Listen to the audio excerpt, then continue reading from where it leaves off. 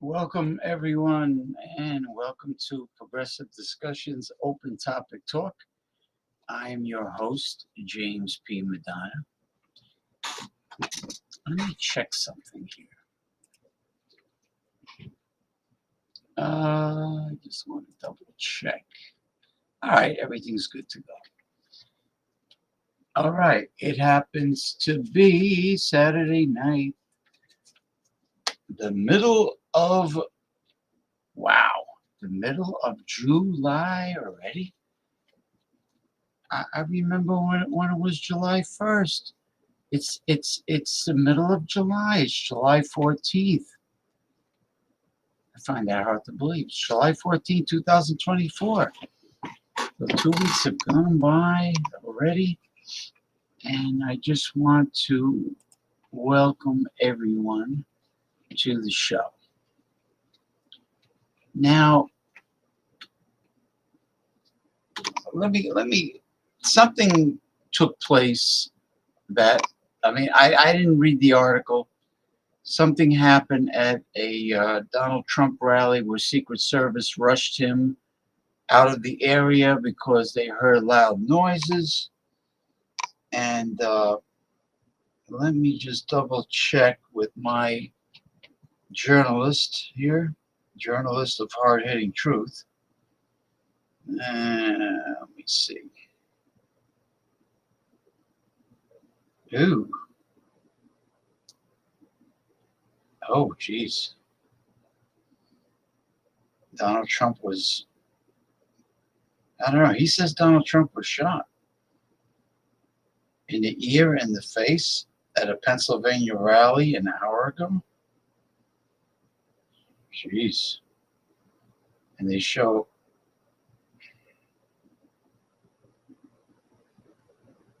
ew, that's not good. I'll show you a photo now. Oh boy. You know, it's an insane world we're living in.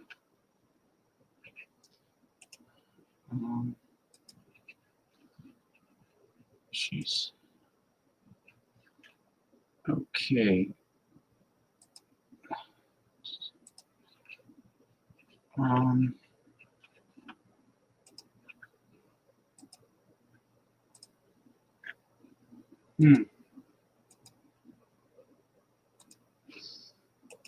Now, how am I going to do this? All right. Let's see if I could do. See if I could do this now.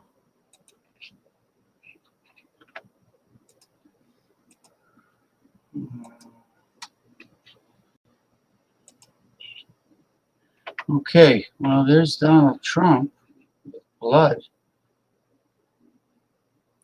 by his ear and on the side of his face.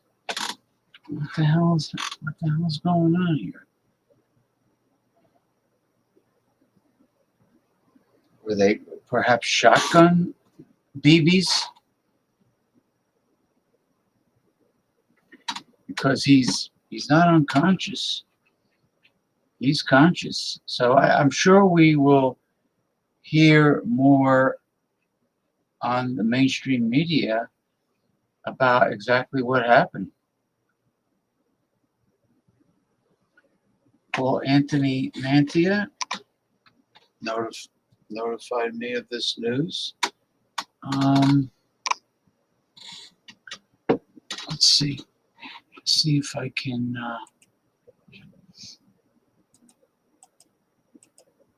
zoom in. Do the best I can. Okay. Well,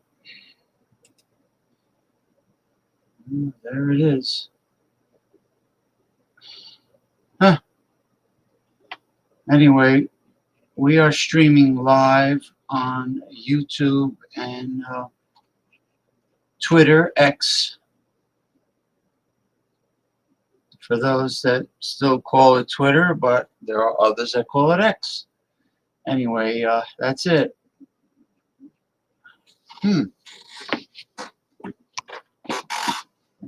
That's not good. That's not good.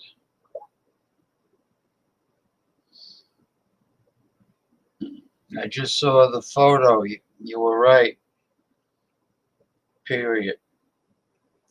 Terrible, the world we're living in.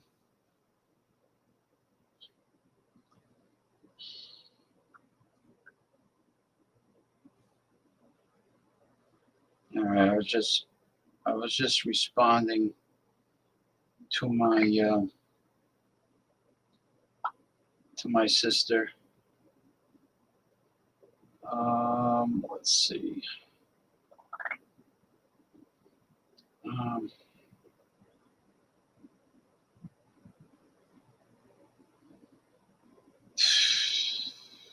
Gee whiz. Well, we'll hear more detail.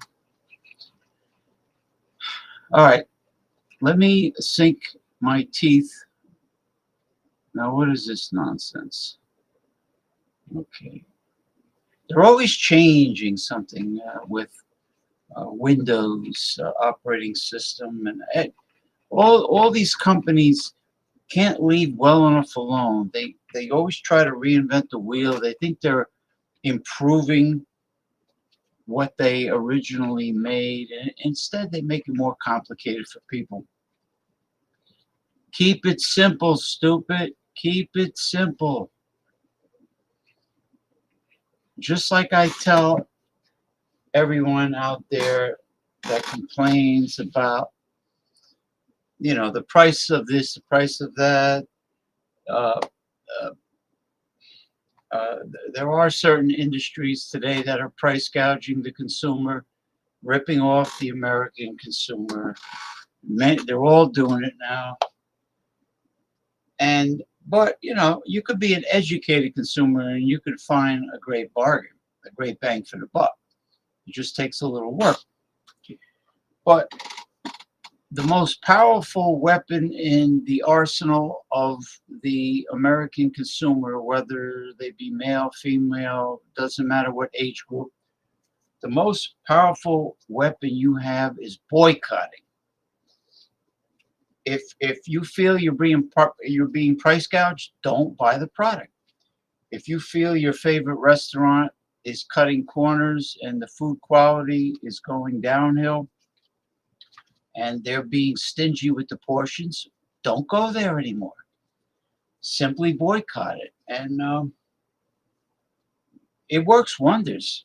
If people thought like that, I mean, if your home team, if your Major League Baseball home team is a complete embarrassment, and the owner is being too cheap to acquire good players, and the team is totally embarrassing, well, don't buy tickets to go watch the game at the stadium. Watch them lose on television.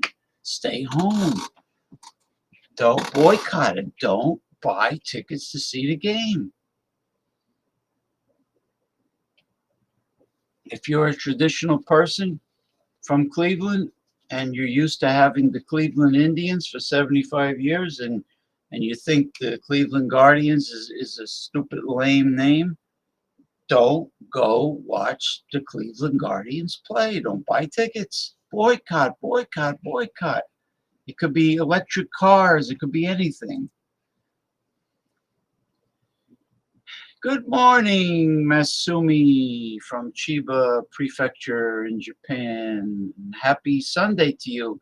It is, Masumi is 13 hours ahead of us in time here. We're on in the New York metropolitan area in northeastern New Jersey, so we are Eastern time. She's 13 hours ahead of us. So it is, yeah, it is Sunday morning. So good morning to you, Masumi, and thank you for stopping by. All right. Okay, let me sink my teeth into the first topic here. Like I said before, we are streaming on YouTube and Twitter X. All right, the first one is the Proton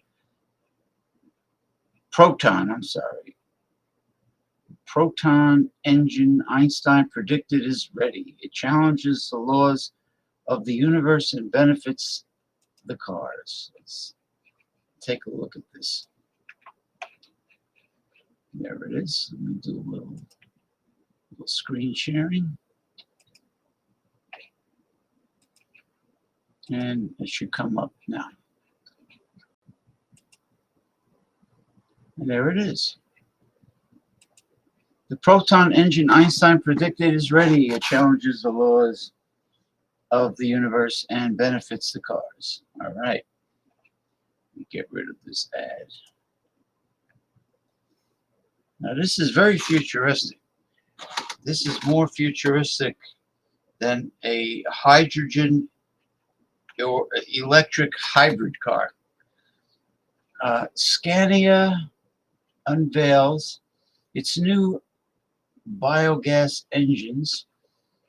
They completely change long distance transport. This is the Impossible engine, created centuries after its prediction. 2 fused fuels and 900 horsepower. Let's see what this is about. If this is another article talking about hydrogen, then this is not what I thought it would be. Do you know that they've discovered? Do you know what they've discovered? This is the proton engine that Einstein predicted decades ago, and that for the first time, they've managed to materialize the best part. It challenges even the laws of physics and the universe. And it's going to decarbonize transportation. Einstein predicted a nuclear fusion engine. Now they've just created it. Nuclear fusion has long been a sought after but elusive goal for science.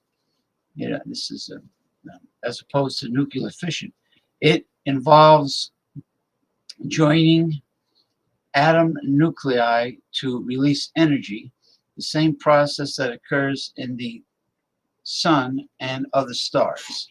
In fact, it's a process similar to what we saw 2 weeks ago with the plasma engine. Unlike nuclear fission used in current nuclear power plants, which remember we are highly critical of due to its lack of being an eco-friendly or renewable option, fusion offers the promise of a virtually inexhaustible and clean energy source. That's exciting. As early as 1929, Albert Einstein had theorized about the possibility of creating a proton engine based on nuclear fusion, which could propel spacecraft at speeds close to the speed of light. Now, that's even more exciting. Close to. I don't think humans could survive the speed of light. The idea was to use the high fusion temperatures to expel a stream of protons and generate thrust. Technology has advanced since then, a tireless evolution. Let me see if I can.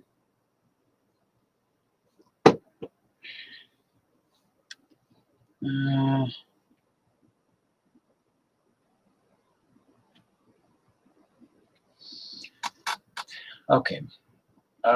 Previous attempts to create a nuclear fusion engine failed due to technological limitations.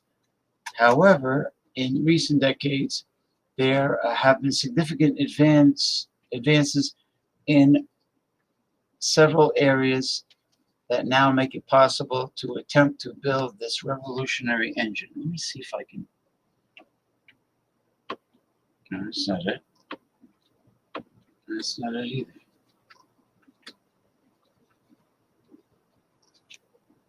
I used to know how to do this.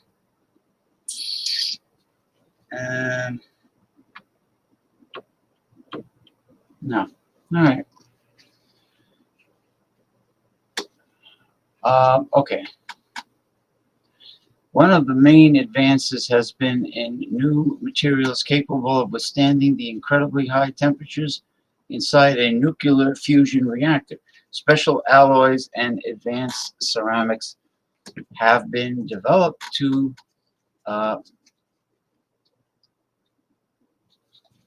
contain the superhot plasma necessary for fusion. Another key factor is progress in understanding plasma physics and nuclear fusion. Scientists now have much more precise computational models to simulate and control fusion reactions. This gives them greater capacity to stabilize and sustain the necessary reactions. Furthermore, new techniques for magnetic confinement and electric fields have been achieved to contain the hot plasma.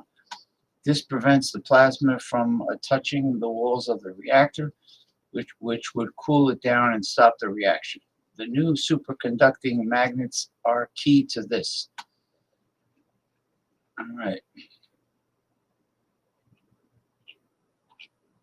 Oh, okay, it's a short article. The first proton engine ready to decarbonize transportation also on Earth. Rocket Star is a startup founded in 2021 that is developing a nuclear fusion propulsion engine. Their goal is to create a revolutionary rocket engine that uses the fusion of hydrogen nuclei to generate extremely high specific impulse.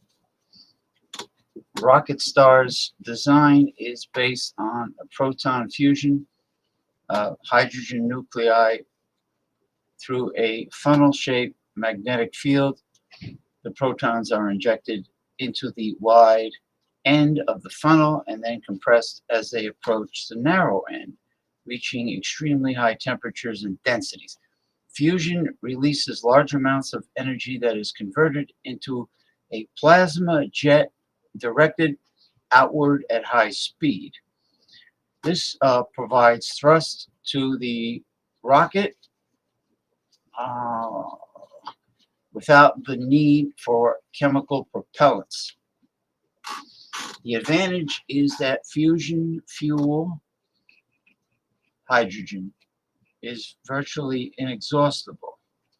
And in the long term, it could be used in vehicles. Also, they're still using hydrogen. I'm a little confused. I thought nuclear fusion, I don't know. Well, not that it's a big deal because hydrogen is extracted from water and there's no, its exhaust is pure vapor, of water vapor. It's steam like.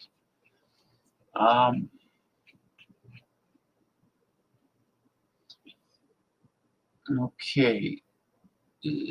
As you can see, the proton engine demonstrates that when it comes to making transportation sustainable, physics and mobility can come together. They also did it with this trick to double the range of electric cars, something that now puzzles factories for one simple reason. It's too good to be true. But thousands of drivers are already experiencing how well it works. Well, not 100% electric cars. No way. No. Forget it. It takes too long to charge a battery, and the range is too short. I'm not waiting hours or even 1 hour to charge a battery to be able to drive an electric car if I had an electric car. No. That's not going to fly, man. It's not going to fly.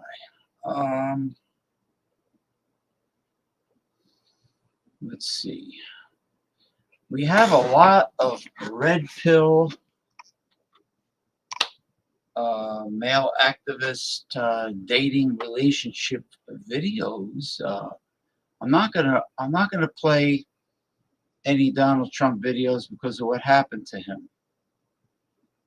Out of respect, you know. Let me see.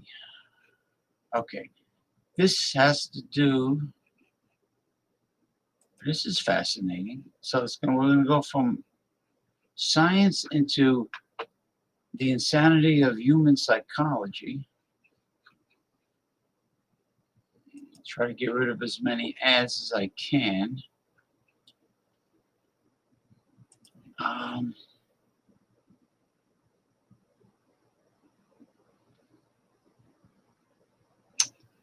Okay.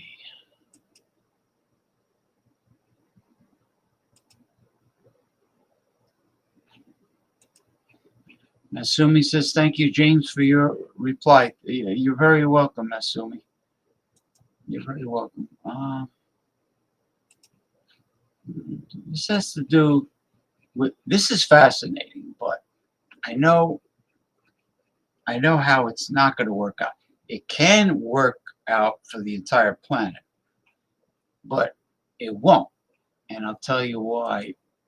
And it has to do with the wickedness and corruption of human nature. but it can work if people make it happen. Okay.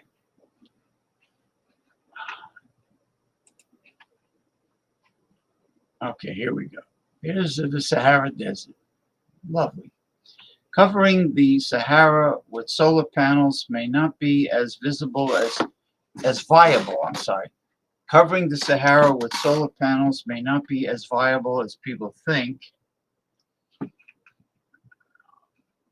Now, with protecting the environment ever at the forefront of our minds, one of the questions that have arisen over the last few years is whether the Sahara Desert could be a potential solution to the energy crisis. The question deserves closer examination. So let's take a look at whether solar farms in the Sahara Desert could be a viable reality. I went over this article, and it's worth reading, at least some of it. Why do scientists want to cover the Sahara with solar panels? Well, you don't have to cover the whole Sahara with solar panels. You'll find out. 2 years ago, Finnish scientists, these are scientists from Finland, Scandinavian country, not that the scientists were finished doing this, estimated that in order to achieve the net zero goal, we need to obtain an enormous 69% of our primary energy from solar farms. That's providing they don't use the garbage solar panels that they make in the United States, the inefficient ones. No, you need, I believe Germany is putting out the best. The Sahara Desert is one of the most exposed places on Earth to the sun's rays. Oh yeah, there's no shade. No shade, no shadow. According to Forbes, which is the magazine, business magazine, solar panels covering a surface of around 335 kilometers. I don't know what kilometers 2 means, but that's just 1.2% of the Sahara would generate enough energy to power the entire world. Do you believe that?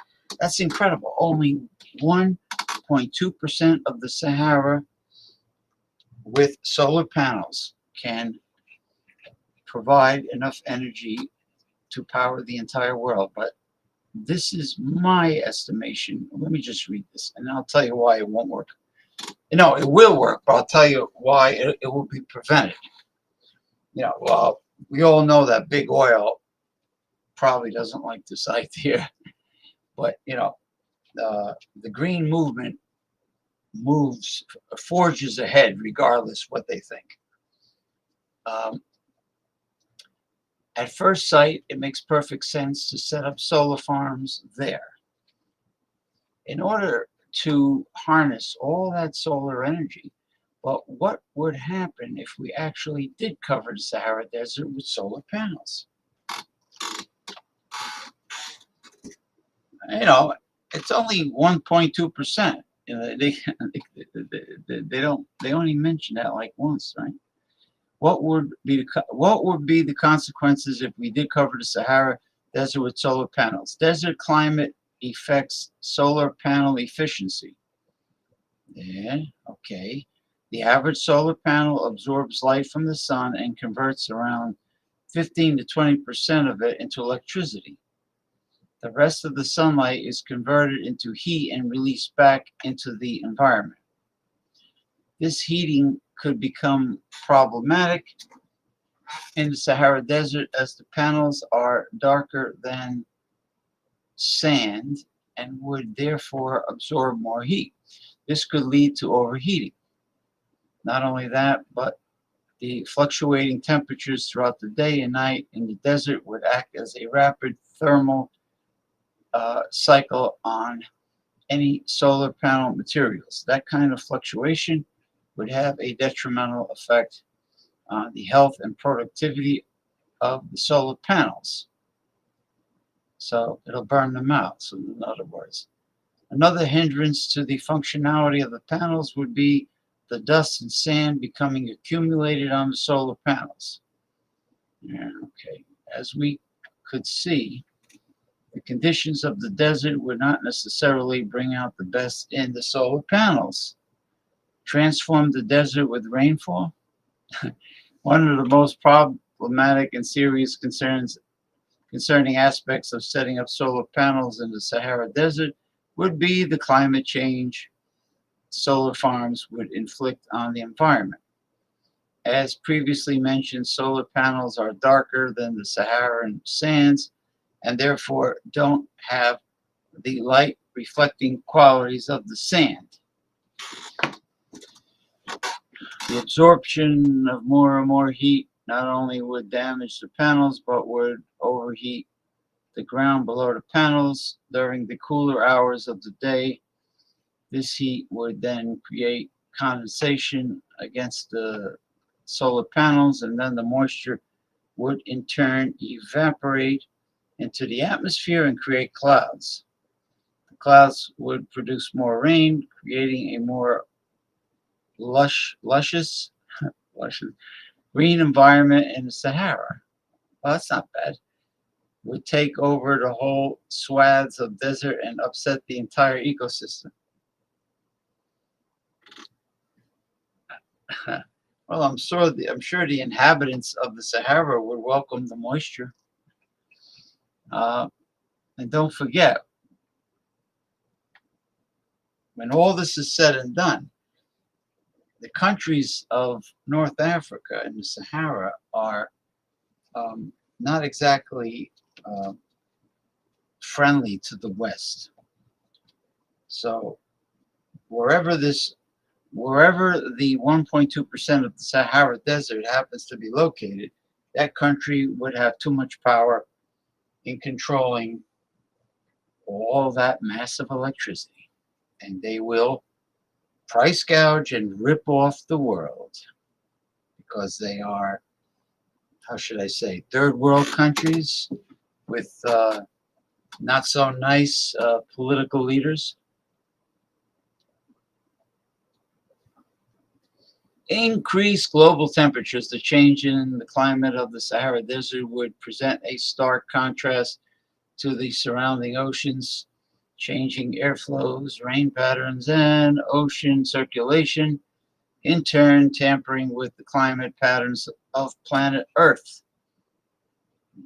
Yeah, well, the planet Earth's climate patterns are already fucked up. Everything in nature is interconnected, and this is particularly true of ecosystems. Saharan sand carried on wind streams is an essential carrier of nutrients to the Amazon and the Atlantic Ocean. Oh, I didn't know Saharan sand can travel across the Atlantic. Without these nutrients, the Amazon will be deprived of nutrients and will not survive. Without the Amazon, the globe will be deprived of oxygen, and devastating result for all life on Earth. Now, I didn't know that sand had that many minerals. I thought sand was silica, but apparently the sand from the Sahara, I guess, gets caught up in these very high jet streams and does cross the Atlantic Ocean, the South Atlantic Ocean, into the Amazon rainforest. I learned something new.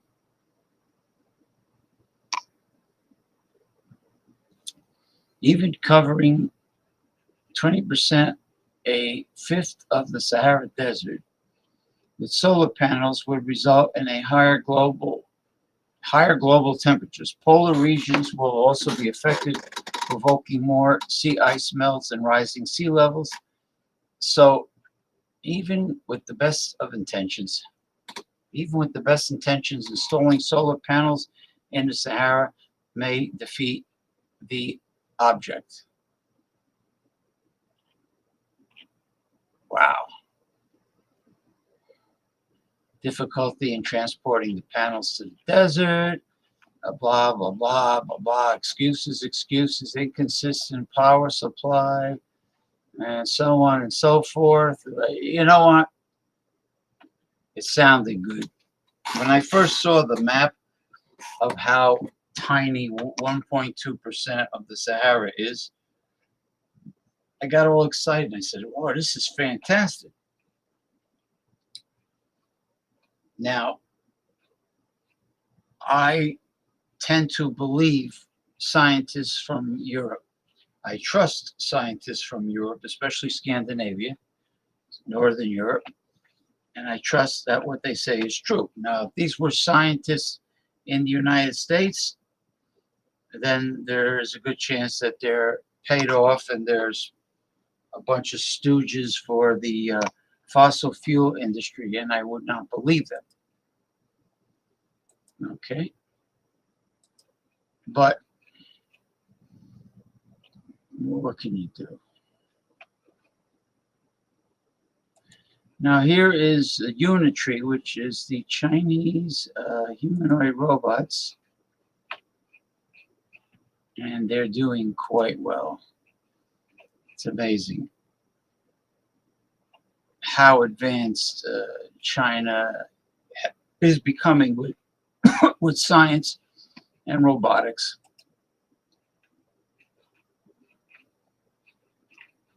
Okay. Disco Roboto. Remember that song? Disco Roboto. Hey, what's going on here? What is this? Get lost.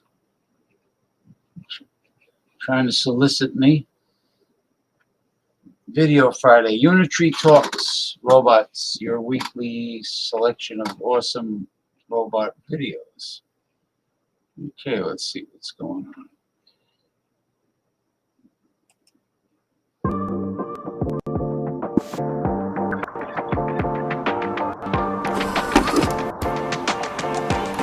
And we believe that locomotion we made, I think, is the most stable and in the world actually for the humanoid robot.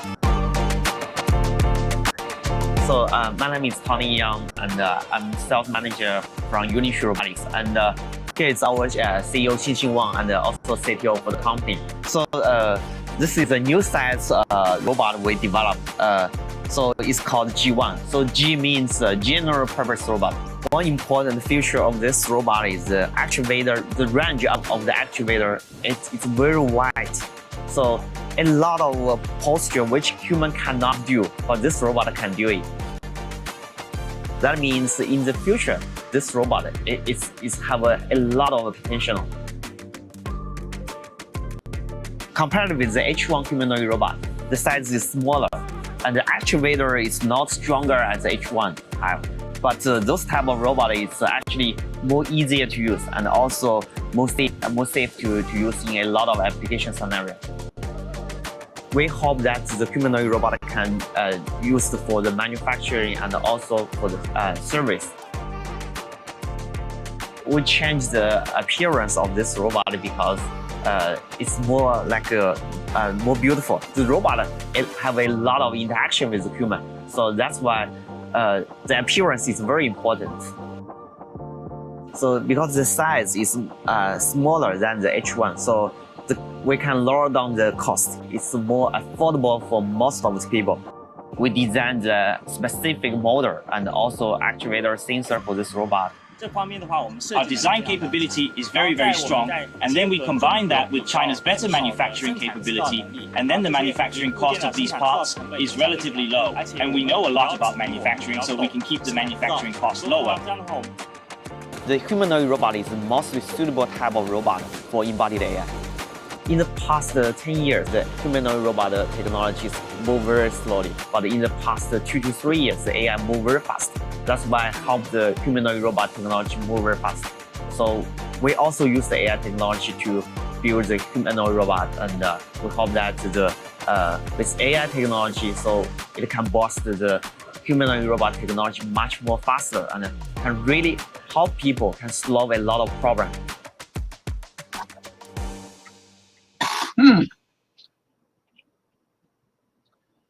I don't know. Is this you know? He's like, dude, that's so cool. You're moving the camera. Okay. What is happening? You're turning around. Oh shit! Oh boy. That's not too bad. Oh, was that on tape? Sacrifice your Yeah. Look at him run. Unbelievable.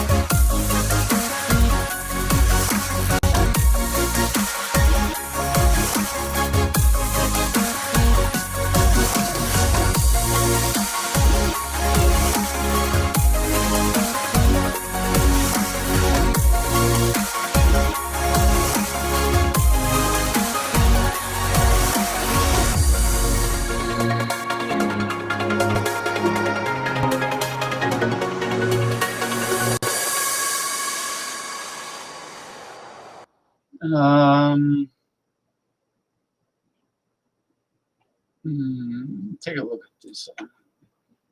Flying calligraphy? What? Oh. No, it's like a drone that is writing. Not so exciting.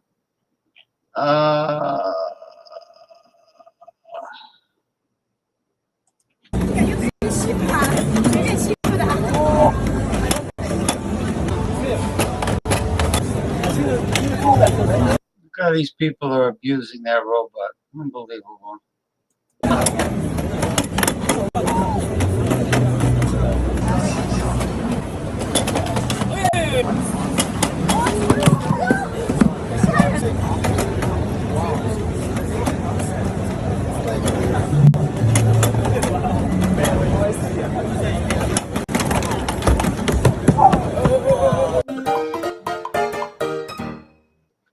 All right. E. It's a lot going on here, man. Look at this.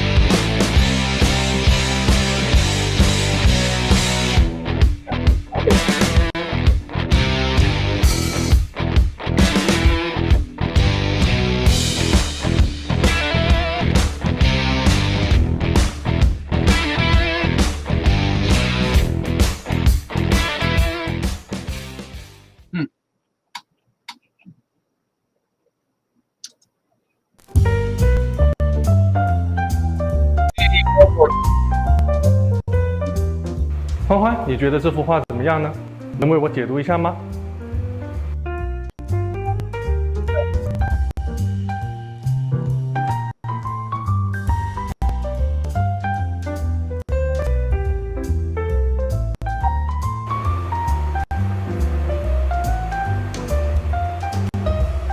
这幅画是梵高的《星夜》，画中深蓝色的星空与宁静的小城形成强烈对比，象征着梦想与现实的交织。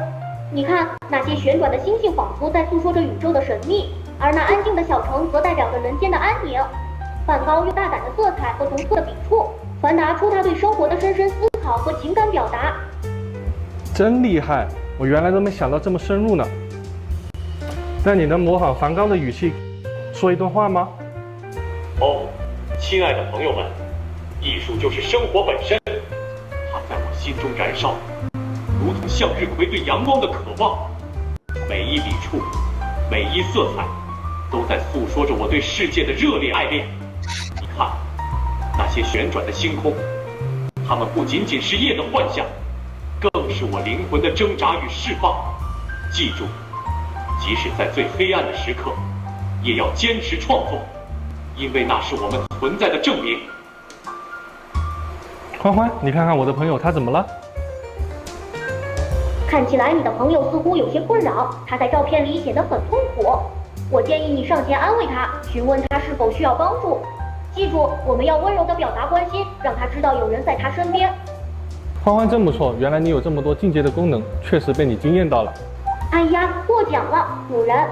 我一直在学习新技能，就是为了更好地为你服务。期待你的下一个指令，我会继续努力，让你刮目相看的。So you noticed that the guy was making believe that he was upset, he had big problems, and the robot noticed he wasn't well, or he didn't look well. Yeah. We're proud to present the first racing drones steered only by artificial intelligence, without the need for lower-level controllers. While AI promises to enhance performance, controlling motors directly is a challenge due to modeling errors or the reality gap, which is precisely what lower-level controllers are trying to minimize. To nevertheless fly with AI directly, we combine online identification of the reality gap with pre-trained corrections.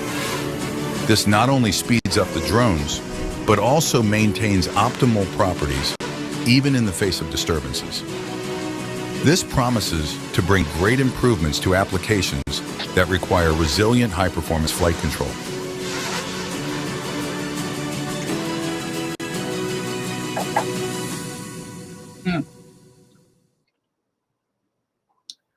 Autonomously controlled drones. Now that's fascinating. Could be scary. You don't know what these drones are going to do if they get together and say, you know what? We're tired of being slaves to humans. Let's do our own thing. Might turn against us.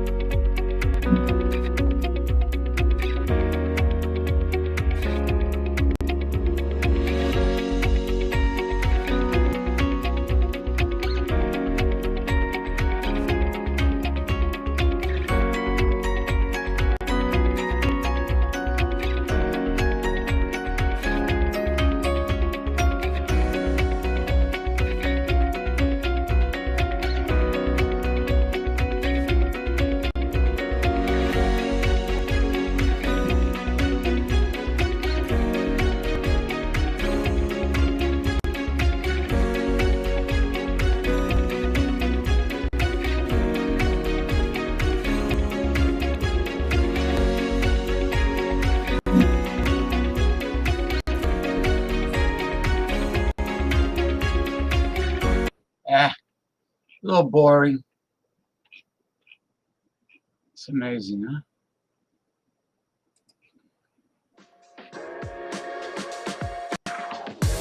Please company. Hello, my name is Mentibot. What do you like me to do? Hey Menti, please follow me. Sure, I'm gonna follow you. Well, move.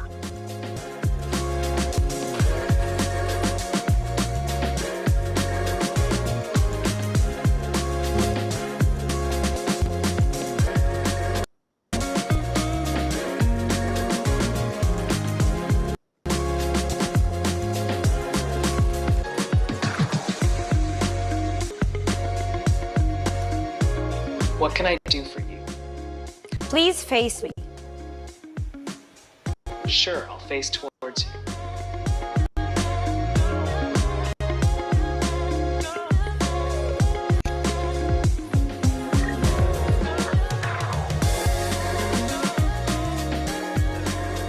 I'm waiting for your instructions.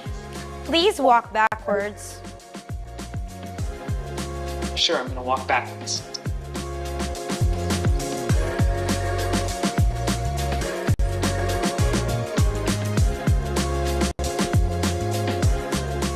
I'm waiting for your instructions. Please turn in place. I got your instructions. I'm gonna turn in place.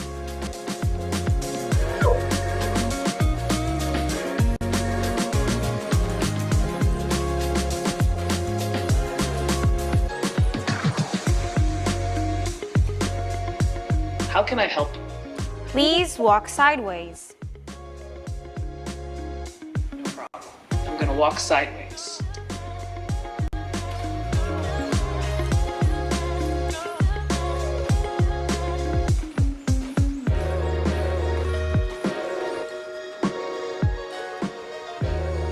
What can I do for you? Please squat. Sure, I'm gonna do a squat. You can do squats.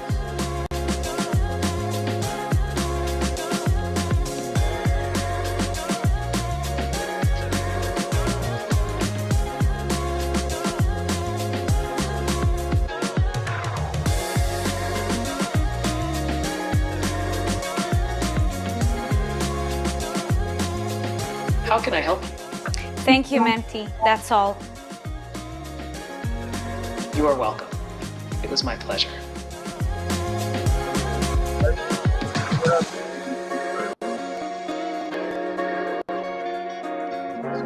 Provide her with pleasure. Yeah.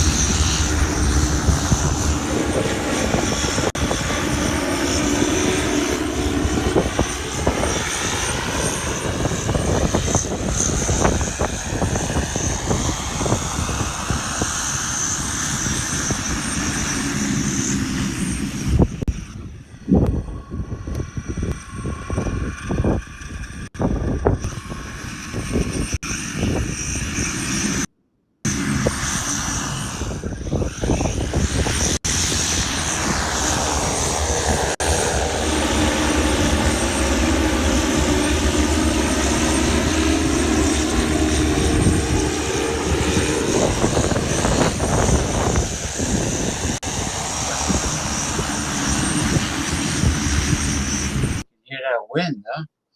Got 4 props.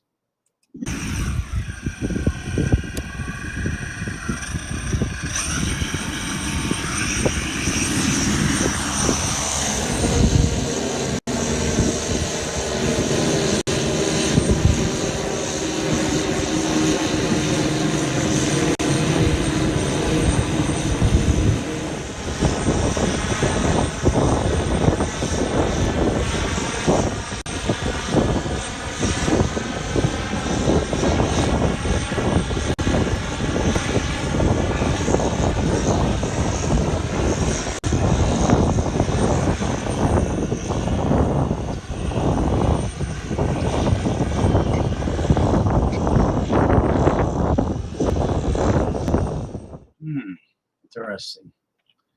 I think I'll play one more robotics video.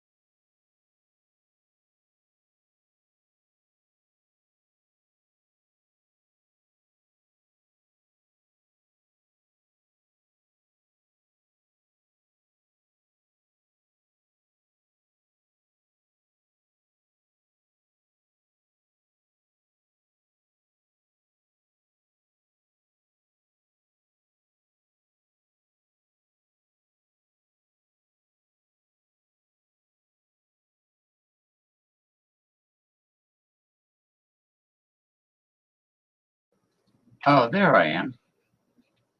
I should have never clicked on the new beta version because I don't like it. I felt like it was easier to control before. You know, just because a company says something is new and improved, that doesn't mean it's new and improved.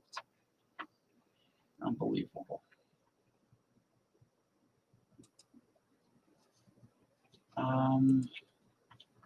How come?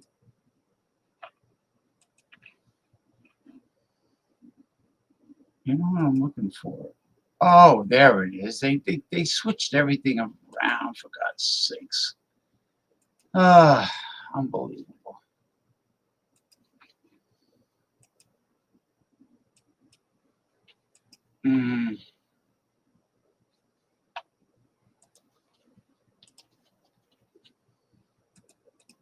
There we go. Hello.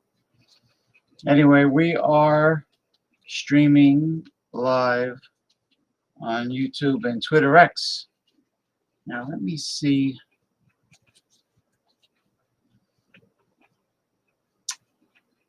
If I have time. Yeah, I think I have time to play a red pill, a dating relationship. This is a good one, though.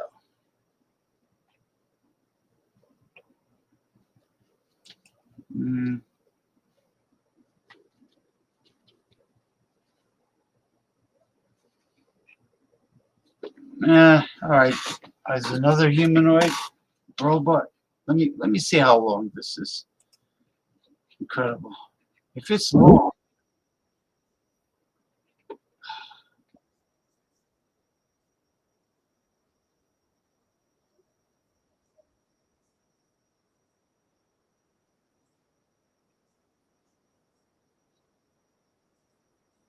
Video, type in the text of Figure just shocked the industry with this video showcasing its 01 humanoid robot in action, fully autonomously demonstrating real-world vehicle assembly.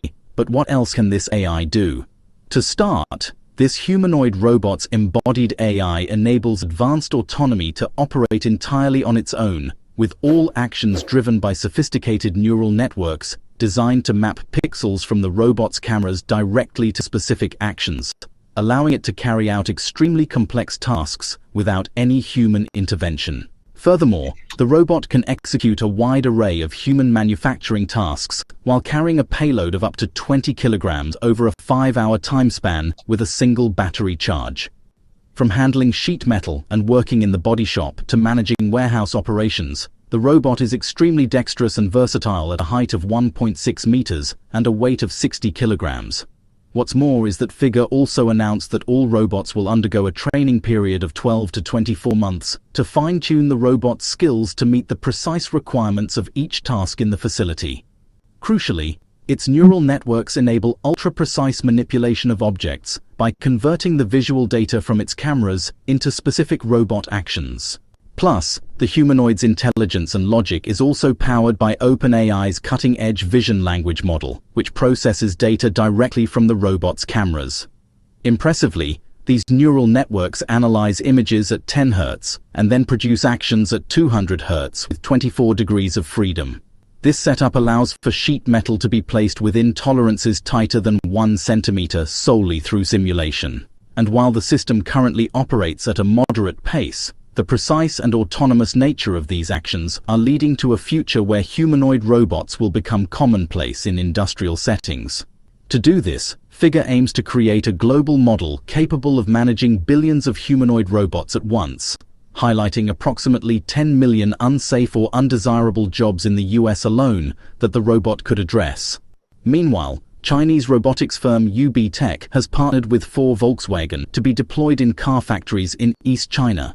Its Walker S humanoid is 1.7 meters tall, with an enhanced body structure, perception, and more. As for the body, the Walker S is newly equipped with force-compliant drive joints and a rigid flexible coupling hybrid structure, which together ensure that the robot can walk stably even in dynamic environments. This improvement marks a significant leap towards integrating humanoid robots into fast-paced industrial settings. Equipped with 41 servo joints that provide force feedback, along with multiple visual, audio, and distance sensors, the Walker S is designed for comprehensive perception. Innovative multimodal sensor fusion and dynamic environment exploration enable it to reliably perceive its surroundings. Additionally, the Walker S features high-resolution RGBD visual sensors that allow it to observe its environment in great detail. Using these sensors, the robot can create 3D semantic maps of its surroundings, design walking routes, and avoid obstacles efficiently. This capability ensures not only the safe operation of the robot, but also its ability to execute tasks with high precision. Another standout feature of Walker S is its integration with a highly intelligent large language model. This integration enhances the robot's intent understanding and fine-grained planning capabilities, building on its existing multimodal perception and motion control abilities. As a result, Walker S can perform a wide variety of tasks across different environments, making it an incredibly versatile tool for industrial applications. And thanks to its ability to process 3D point cloud information, Walker S also excels in object detection and grasping. This allows the robot to recognize the 6D pose of complex objects and complete grasping tasks with remarkable hand-eye coordination. Such precision in object handling is crucial for intricate manufacturing processes. And finally, in order for Walker S to integrate with manufacturing management systems, it can also automatically connect to these systems to exchange real-time information about production status. This capability guarantees data sync throughout the factory for smooth and efficient operations. Meanwhile, Elephant Robotics has unveiled its latest Mercury X1 humanoid robot designed to handle precision tasks and enhance efficiency in various environments. In a simulated environment, Mercury X1 showcases its dynamic visual recognition and grasping abilities. Utilizing simultaneous localization and mapping for navigation, Mercury X1 precisely avoids obstacles and moves to the front of a table. Equipped with a camera mounted at the end of its arm, the robot scans the tabletop using tag recognition to identify objects for picking up. Once the scan is complete, it determines the location of the objects and executes the grasping action with precision. In another scenario, Mercury X1 demonstrates its adeptness in handling a box. The robot starts by scanning the tabletop to locate its target. It then skillfully grips the box and lifts it steadily, ensuring the object's balance throughout the transportation process. This demonstration highlights Mercury X1's capability to handle delicate and precise tasks, making it an invaluable asset in various settings. Mercury X1 also excels as an office assistant. In the document delivery demo, the robot retrieves documents from the printer and precisely packs them for delivery. It then navigates to the reception desk on the 4th floor, showcasing its robust navigation capabilities. As Mercury X1 moves through corridors and avoids obstacles, it uses high-precision sensors and advanced algorithms to ensure safe and accurate movement. And upon reaching the elevator, Mercury X1 autonomously presses the button and boards it. The robot intelligently recognizes the elevator's position and status, ensuring a smooth ride to the 4th floor. Finally, Mercury X1 delivers the documents accurately to the staff member, successfully completing the task. Because of this, Mercury X1 transcends the traditional roles of robots by embodying the intelligent assistant for future offices, enhancing efficiency and convenience in our daily tasks. With its advanced capabilities in precision handling, navigation, and interaction, Mercury X1 is poised to revolutionize the way we approach office automation and efficiency. And finally, Home AI has launched an AI-as-a-service spatial planning solution to revolutionize the $650 billion home decor market. This innovation aids furniture makers and home designers in exploring new business opportunities in the digital age. Leveraging NVIDIA Omniverse, Home AI is a service to deliver accurate 3D furniture assets directly to users' homes. The universal scene description framework behind Omniverse allows Home AI to connect diverse customer data sources, enhancing their spatial AI solution. Furthermore, their Home Optimal Planning Engine uses USD metadata to recommend ideal furniture and placement, powered by NVIDIA RTX technology for real-time rendering and AI performance. With this new tech, consumers can now visualize furniture in their homes through photorealistic OpenUSD-based 3D models. This technology streamlines digitalization efforts for home decor companies and empowers consumers to try products virtually before purchasing. And Home AI's platform is quickly gaining traction among furniture manufacturers and suppliers, who can now connect their asset libraries to consumer homes to accelerate the purchasing process. So you're already using ChatGPT, and that's awesome. There is one little problem. You're Okay. That was fascinating. I always love to see the updates of robotics. Let's see. Has to do with, this is Red Pill Talk, dating relationships, the chaos of dating and relationships today. And this has to do with how women have become totally bonkers, totally out of their mind. Their priorities are really fucked up. And, okay, we'll see what's going on here. I like this guy, he's an Australian, Alexander Grace. I like his videos quite a bit. It's Australian for dating, mate. Oh, where am I? I gotta come back. It's Australian for dating, mate. I just got that from the old Foster's beer commercial. It's Australian for beer, mate. Hold on. Where was I? Let me go to the beginning and then go to the screen, the share screen. It's Australian for relationships, mate. Do you want to know the most humbled I've ever felt in my life? Oh no. I kissed a guy and he goes, "I can feel your lip filler." Oh, yeah. And I said, "Oh," and then continues to touch my lips like this. He reached out and touched her lips. You want to know what makes that guy stand out from so many other men is that he's fearless. And most men are terrified of women. For most men, even if he notices that she has some gross cosmetic alterations, he's going to stay quiet because he thinks, I can't risk upsetting her. Women are a protected species, not allowed to upset a woman. You have to placate them. Or more selfishly, I want to have sex with her. I need her in a good mood. I can't upset her. I don't have many chances with women, so I can't afford to blow this chance. But that approach is not attractive to women because it's not confident. It just stinks of desperation. You think the guy who reached out and touched her lips had a desperate vibe? Fuck no. That guy had so much confidence. He just says and does what he wants. There's a case to be made that his actions are weird and impolite, perhaps even disrespectful, but without a doubt, it's confident. And many women will respond to that. And you think, no way, saying that, touching her lips like that, he's blown it. You know, he's a total asshole. Doesn't matter if he's technically confident. Women are not going to be attracted to a man who's that much of an asshole, right? Roll the clips. When it comes to dating, all right, what would you like more? A confident asshole or a super nice guy who's not confident?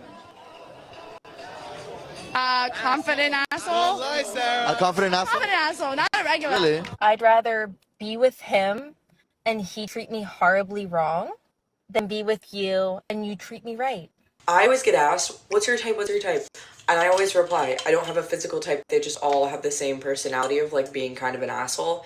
What's a red flag in a guy that you're secretly attracted to? Assholes. Gentlemen, I wish it was not so. But you're not here so that I can hold your hand and tell you that it's all going to be okay. This channel is about facts. It's about reality. And sometimes reality sucks. Am I pleased that women are attracted to arsehole men? No, I fucking hate it. But it's the world that we live in. And lots of men refuse to develop the cocky, masculine arsehole side of their personality. They're willing to die single and alone, martyrs to the nice guy cause. And that is their choice. And psychologically, what's holding a lot of them back is the refusal to accept that this is how women are. They will not let go of their fantasy image of women. They don't want to believe the truth. They would rather stay. Sometimes they do believe that women would rather date the asshole guy than the nice guy who treats her well, but they are so disgusted by the fact that's true, that they get turned off the idea of even dating women. Relationships just lose their appeal. They think, even if I could succeed in becoming that cocky, arrogant arsehole guy that women seem to fall for, I don't want to do that. That's not me. That's not authentic to who I am. I'm a nice person and I have no interest in being in a relationship with a woman unless she sees the real me. And so they refuse to play the game with predictable consequences. Me as a female,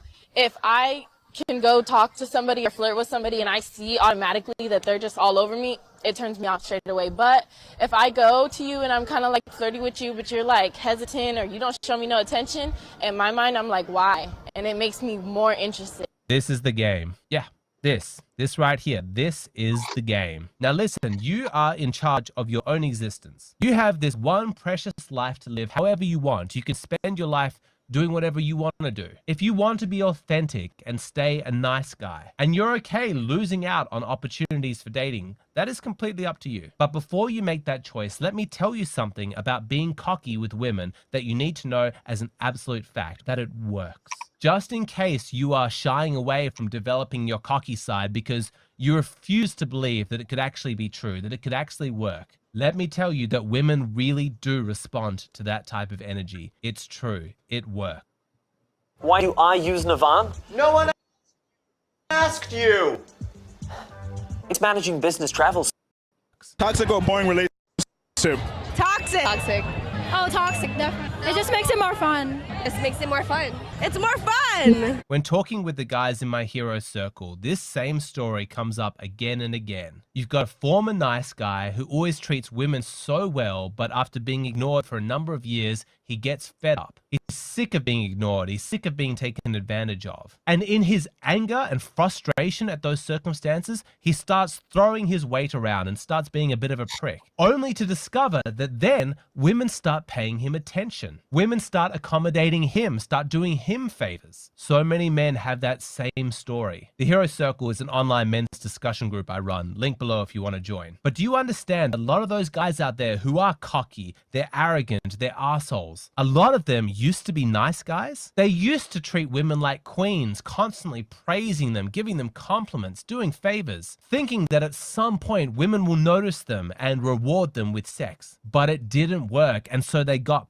pissed off, they got angry. They started treating women badly, being a jerk, and then suddenly women were swooning. Am I toxic, or does anyone else find it extremely attractive when a guy, instead of calling you a cute name like babe, sweetheart, or whatever, calls you like a mean name? Like dummy or loser. But not in like a mean way, in like a flirty, like cute way.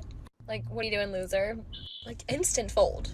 It works. I'm sorry, I wish it was not so. But I'm telling you this as an absolute fact. If you are an asshole, more women will want to date you. Thank God you're still watching the video, because now it's time for the fine print, which is that the sort of women that would want to date you if you are an asshole are not the sort of women that you want to date. If you become a prick, like a total jerk, you'll probably unlock an abundance of women dating options that you did not have access to before. But these are not good options. These are not quality women. I mean, really, what kind of a woman says, yeah, I want a toxic relationship because it's more fun? I mean, that's some truly fucked up psychology. You do not want to date a woman like that. If you want to date and have relationships with quality women who are well-adjusted, who have healthy self-esteem, you can't be an arsehole. Quality women won't tolerate it, but at the same time, you can't be a nice guy either. Because nice guys are just invisible, like literally women of all qualities along the spectrum, they don't notice you. What you need is to be a man of self-esteem and practical confidence. This is how the spectrum goes. You've got the nice guys, they get no women. Then you've got the arsehole guys, they get lots of women, but none of them are of high quality. Then at the top, you get the men of self-esteem and practical confidence. Those are the guys that are getting high quality women. So what does self-esteem and practical confidence look like?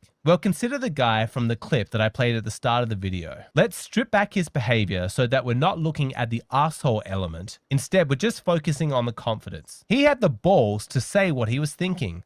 I can feel your lip filler. Then he had the confidence to reach out and touch her lips. He did that for purely the satisfaction of his own curiosity. He chose his actions based on what he wanted, his happiness, his satisfaction. That is what makes his confidence so palpable, because in those moments, he's just thinking about himself. That is a practical expression of self-esteem. A public declaration, I matter, I'm important. I act to achieve the satisfaction of my desires. What a contrast this is to all of the simp men out there who duck and hide and are constantly accommodating women, denigrating the importance of their own desires and elevating women as though what they want is always so much more important. Watch this video, see how he interacts with this overweight woman who tries to twerk on him. He makes the decision to move away. Why? It's because that's what he wanted. He's thinking about himself, his desires. I'm not attracted to you. I don't want to do that. I'm going to leave. If he was a nice guy, he wouldn't be thinking about what he wants. He'd be thinking about the woman. Oh, I don't want to humiliate this woman and make her feel bad. I think I'll just dance with her to be nice. I don't want to hurt her feelings. You see, that guy, he's just thinking about what's right for her. No confidence, no self-esteem, no ability to publicly declare,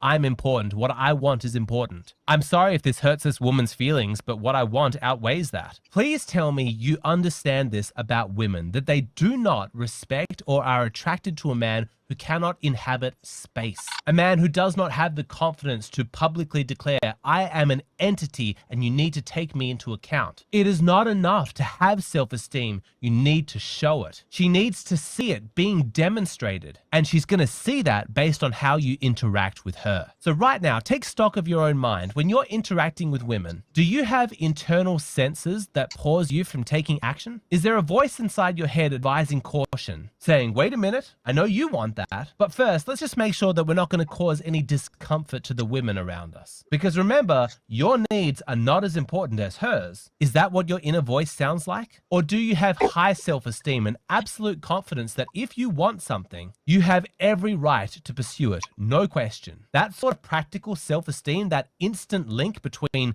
desire and taking action, is very attractive to women. They can feel it. It is a tangible masculinity that drives them wild with desire. Of course, this is assuming you're not harming anybody else or being exploitative or manipulative. Just being confident, knowing that you're worthy of happiness and you have every right to pursue it. That what you want is important. That confidence is perceived by her as you having tremendous value. It's that sort of masculinity that she sees as virtuous because she can be confident in your leadership. She trusts you. She knows that you're going to be able to guide her through life. You're going to be able to guide whatever children the two of you have together. You are strong. You are reliable. You are a man. She can feel your masculine presence. It's strong. It's solid. It makes her feel safe. This is the self-esteem that you need to have. So, how do you get it? There is a realization that every single man needs to have about being a man. This doesn't apply to women. A realization about life and manhood that is absolutely essential before you can unlock the self-esteem. I'll say again, this does not apply to women. This is a unique realization that every man must have. I'm going to talk about it in part 2 of this video, which I'm going to release in 4 days on YouTube, publicly accessible, completely for free. I just didn't want this video to be too long. So in 4 days time, my very next upload, make sure you've subscribed. We're going to talk about the realization that's necessary to unlock masculine confidence. But right now, I'd like to hear a female perspective on all of this. So I'm going to kick it over to Christine Grace Smith so that she can share all of her thoughts on this topic. Hi everyone. I'm Christine Grace Smith, and if you would like to hear my reaction to this video, you can find it on Alexander's Patreon. If you're interested in hearing my female perspective on this topic, please come over and sign up to his Patreon. Okay. Let me get set up here because I should have never hit the oh man. How do I do this? I should have never hit the beta version. How do I do this?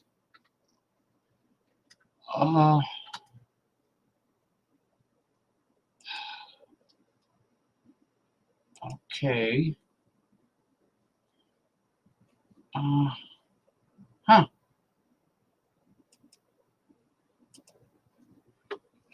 Okay, they said to Damien, I made a big mistake of hitting the new beta version of this damn studio, and oh boy.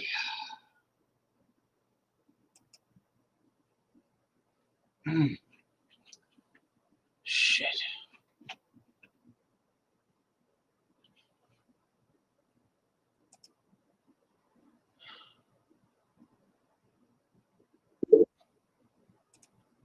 Okay.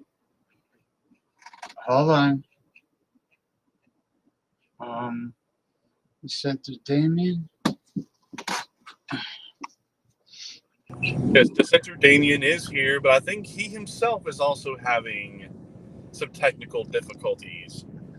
Yeah, I was telling the people, just because a company says something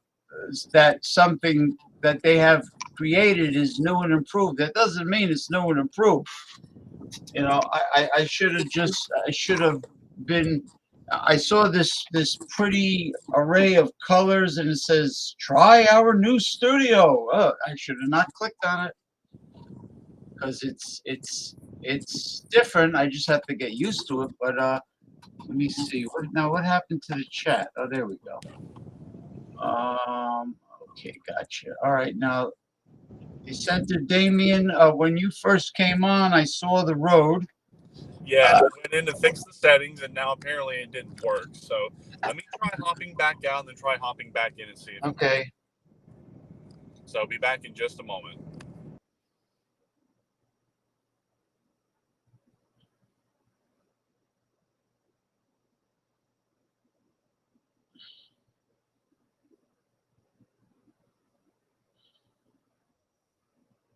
There he is. There he is. I think we got it fixed. So here I am. I am downtown, and I don't know what they got going on tonight, but it's pretty busy down here. Oh, it looks like it could be downtown anywhere in the country. Yeah. They got the same freaking street lights, the same street asphalt, everything. It's amazing. I thought I'm used to seeing you on like a country highway. Highways, and Well, my last order brought me here relatively close to downtown, so I went to the store, picked up a few things, and now I'm heading home. I went to the food city downtown, so now I'm leaving downtown. Downtown. So yeah, I'm leaving downtown. I'm getting ready to come here to one of the biggest job producers here in Kingsport. I'm getting ready to go to Eastman Chemical Company. That's how you can always find your way around Kingsport. That you're basically in the lower center of the city when you find this.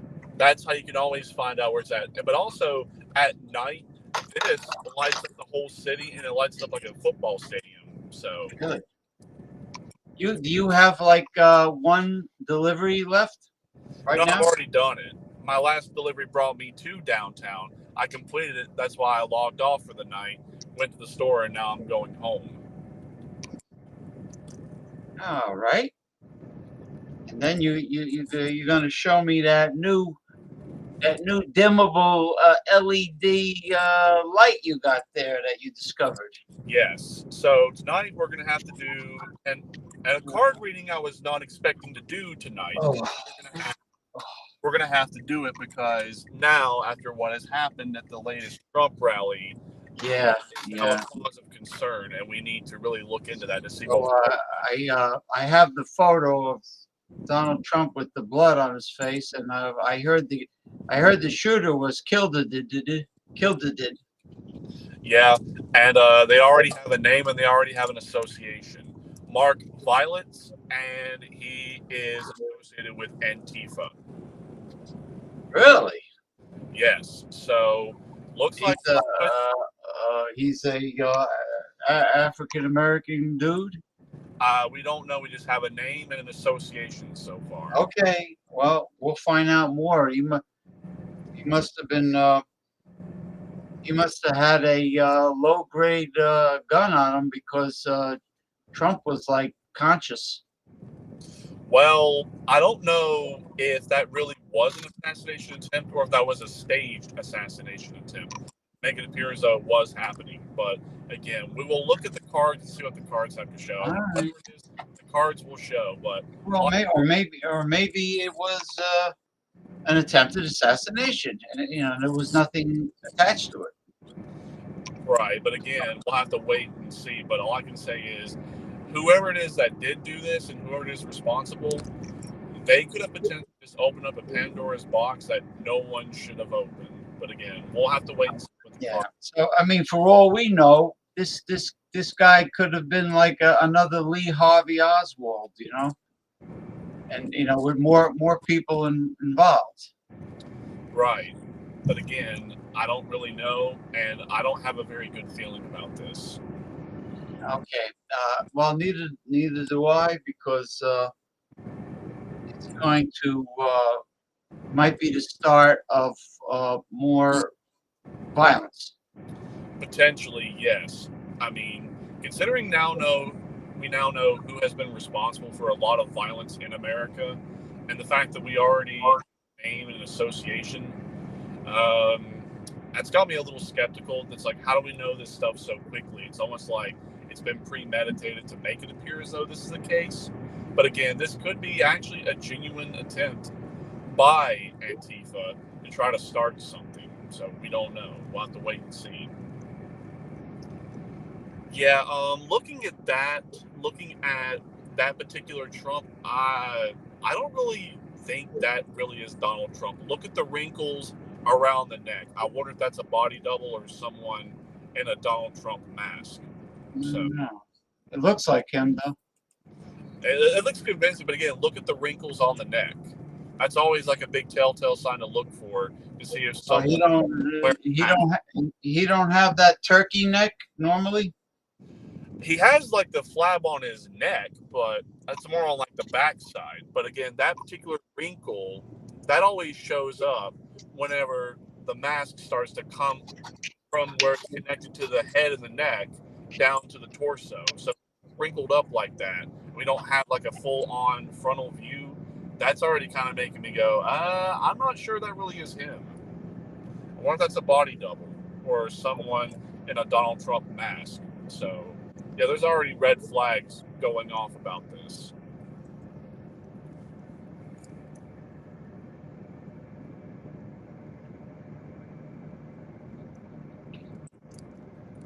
Oh, I see. He's a white screen.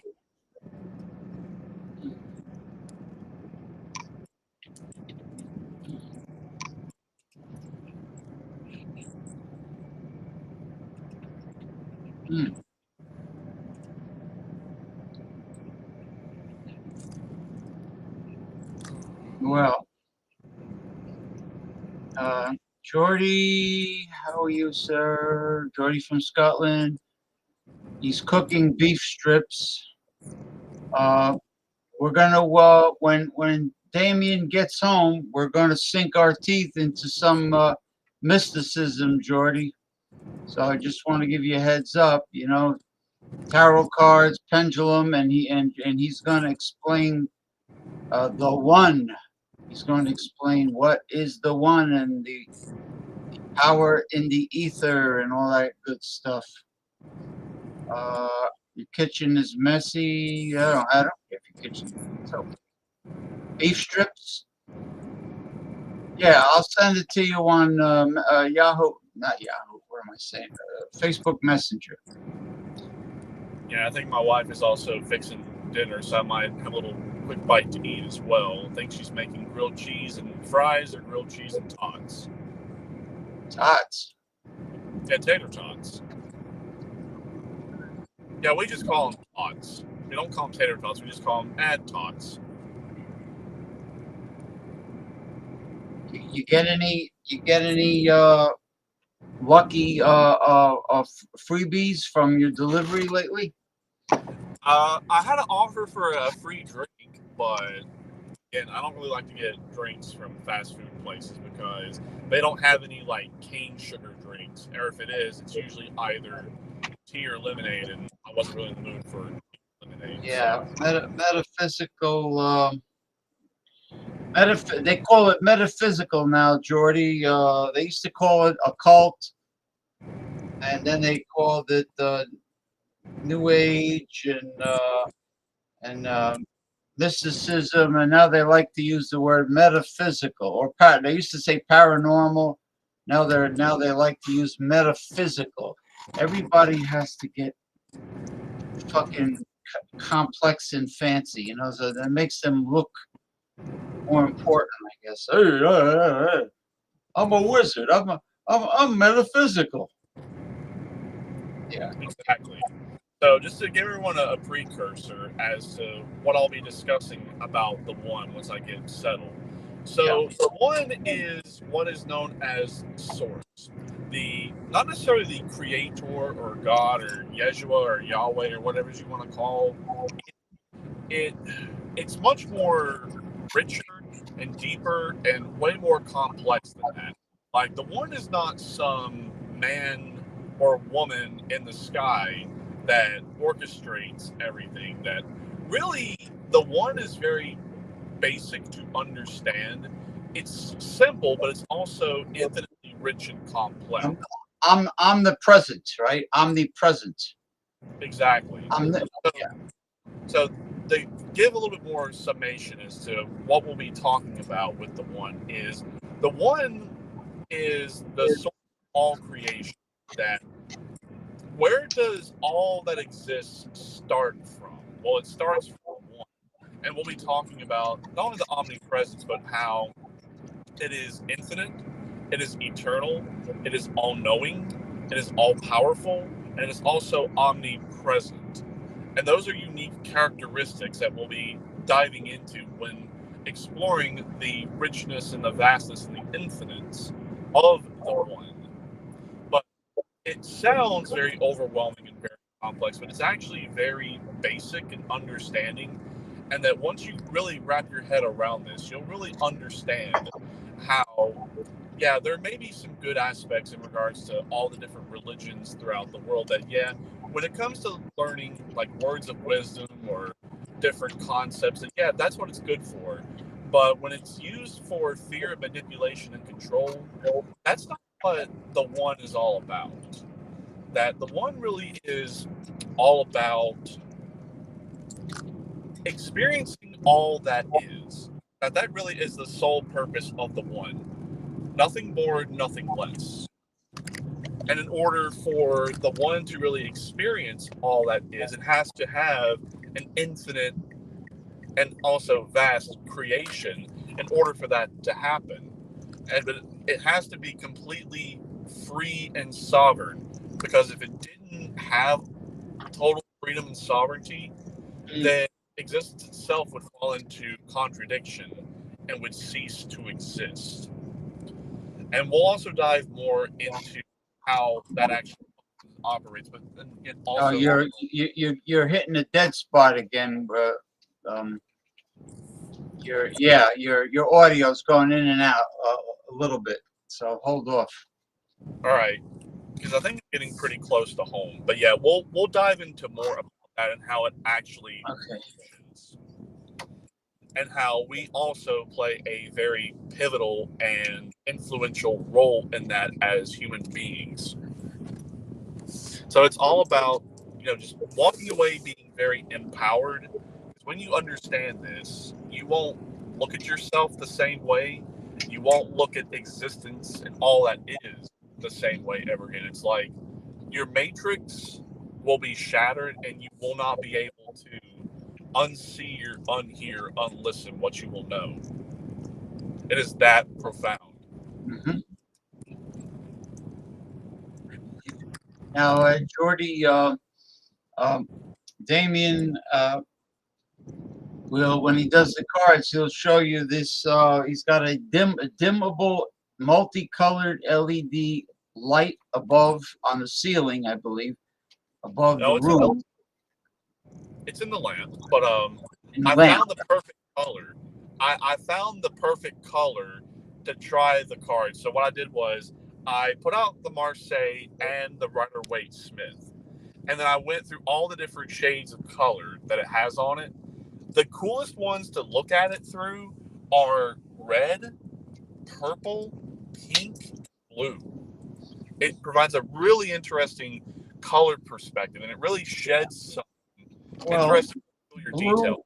Blue, as far as like aquarium and reptile lighting, blue represents moonlight. It represents nighttime. Purple might be the black light effect. Red represents dawn, when the sun starts rising. But red is nice too. I mean, but it's not just the color. You have to get the right hue where you can see what the hell the card is, and yet have that mysterious look. Right. I'll cycle through and show everyone all the colors and how it provides the unique perspective. But those are just the ones I like. The red takes out a lot of the color, and it presents it in black and white. So you can really see the lines and the more finer lines on the cards. Now, if you want to see more colors to stand out, then purple and pink really show off the colors. And blue, instead of like a black and white, it shows the complete opposite, almost like all the colors merged together as one with blue. It's really... What about the... Now, does the purple have a black light effect where the white glows? Not necessarily glows. It doesn't like make the white glow, but it provides a very interesting color contrast. That it's not really a true black light. You're not going to get that true black light effect, but you will get the full effect off of it. It's really cool. Yeah. Well, yeah. Well, the thing is, red can look really cool and mysterious. Blue could look that way, but the thing is, you have to. You just have to dim it to just the right, where it's not too bright and glaring, but not too dark where you can't see what the card is. Just the right lumens, the right brightness. Well, that's cool. I mean, it's is it the lamp or is it the bulb that makes it happen? The bulb. It's the bulb. So it's a multicolored dimmable LED. I'm not sure if it's D or if it's just a regular light bulb. You mean incandescent? Does it get hot when you touch it? Not really, nah. Then it's an LED. All right, well, I'm going to go ahead and take off it, and we'll dive in and see if the food's ready. So I'll be back.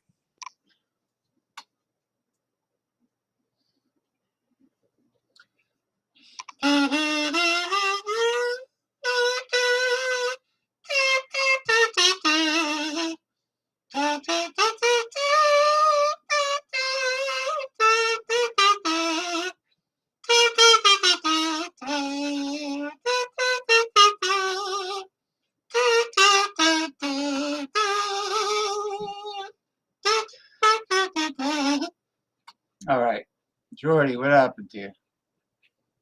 You were showing me your steaks, and I saw something very exciting. I saw the blood oozing out of the top of the steaks.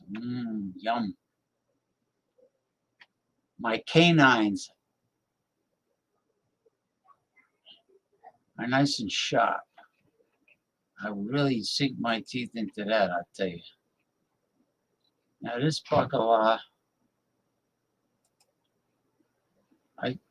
I send this guy a link, and I've been trying to get this old friend of mine on the show for years, and he keeps making excuses.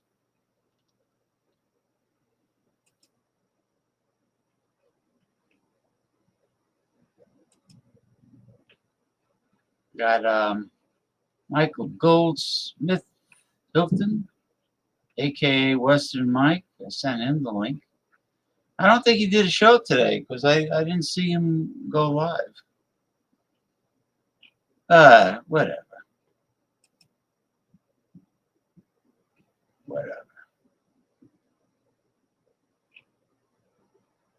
Brass monkey, that funky monkey. Brass monkey funky. Yeah, what is a brass monkey? Is that a drink?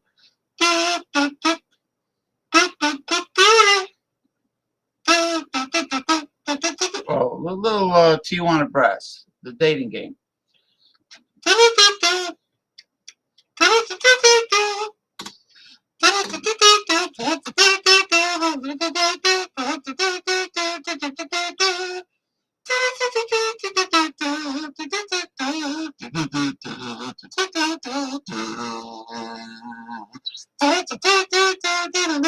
I can't stand that gray thing, that gray, hold on. How do I? Yeah, I just can't. I just can't. I can't deal with that gray icon. I don't know why. You know what I should do? I should send a message to the company and say, why do you have a ugly gray icon? Why can't you like make it like, I don't know, midnight blue with white letters? Why do you have to do a gray one? Oh,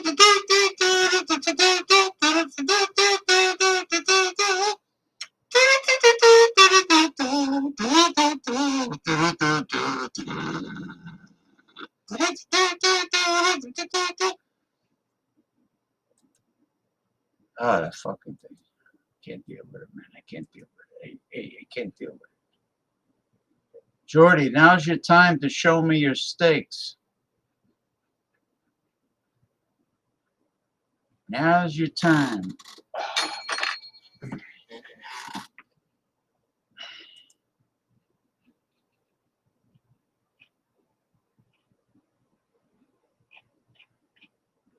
Okay, everyone.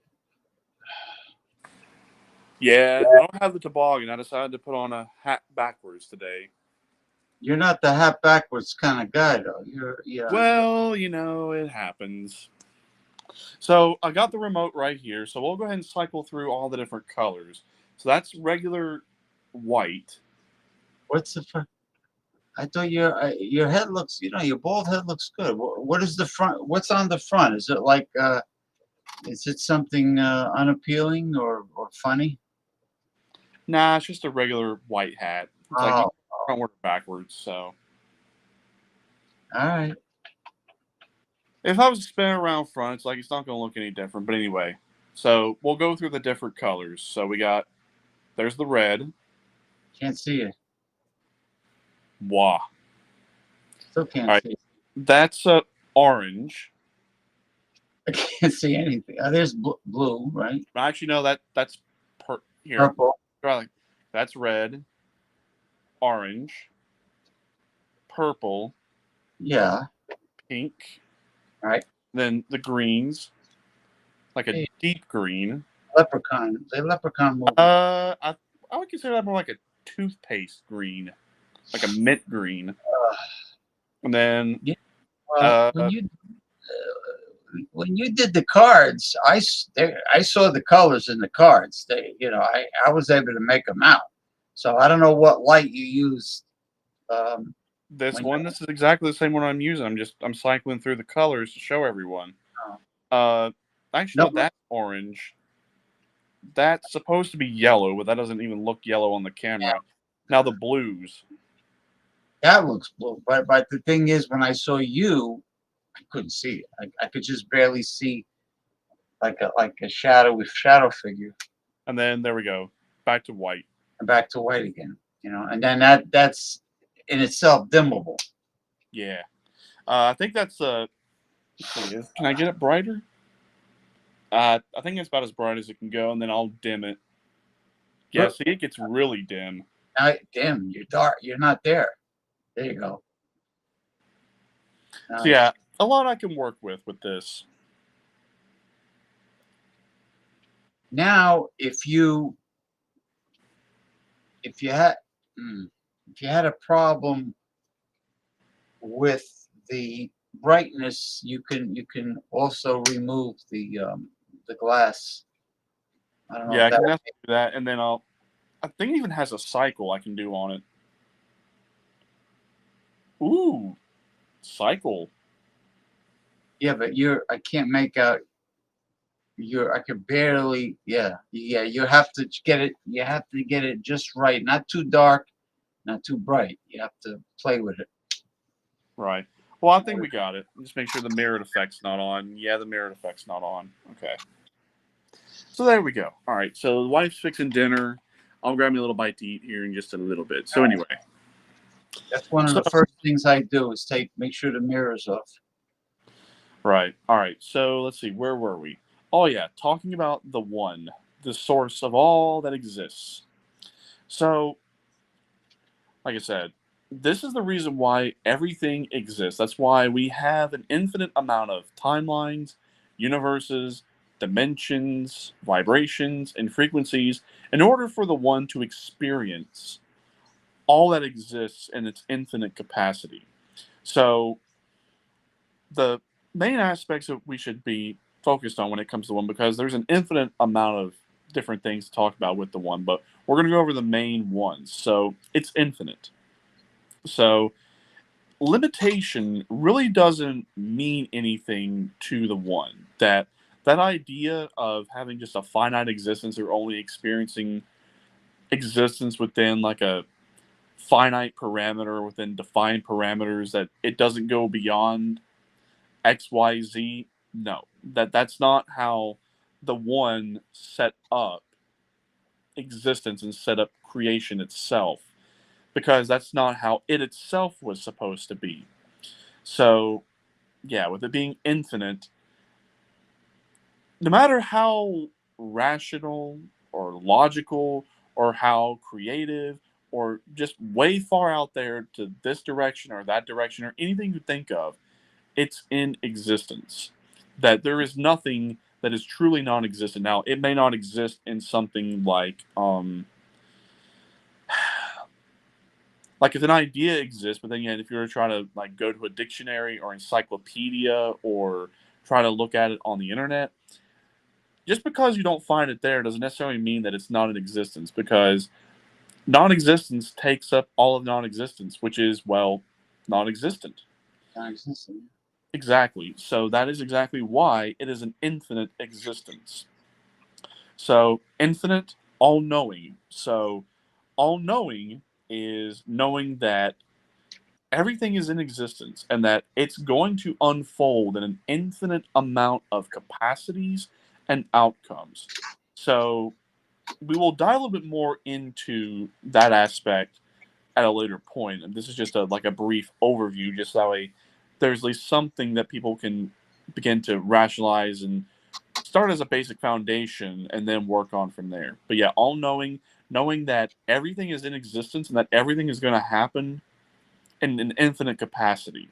So infinite, all-knowing, all-powerful. This also builds on with an infinite being, that any sort of limitation on power, authority, or its potential, that doesn't mean anything to an infinite being, because it's like, why would you also want to try to only experience certain things within this or that? Again, that's not how the one is set up to be, and that's not also how existence is supposed to set up to be. That, yeah, we had this illusion of a finite existence and that everything is based upon something that's finite with fear and control. But again, we accepted that for a while, but we have long since moved on from that way of thinking as a result of our ascension to 5D. So yes, infinite, all-knowing, all-powerful, and then, let's see, omnipresent. So omnipresent is where there's really no way to escape source or all that exists, because it's a quintessential fundamental aspect as to why existence exists. And with that also being said, what was the other aspect? I had a brain fart for a moment. Infinite, all-knowing, all-powerful, omnipresent. There was one other one we forgot to look at. Oh,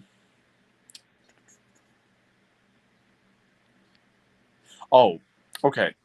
So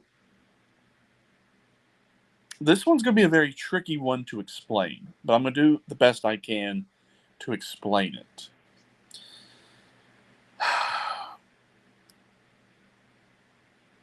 Since everything comes from the source, all existence comes from it, anything that comes from it is going to be nothing but itself. It cannot be anything other than itself. So, in that regard, in order for all that is to experience all that is, it has to really spread that out amongst all of the timelines, the universes, the dimensions, the vibrations, and the frequencies.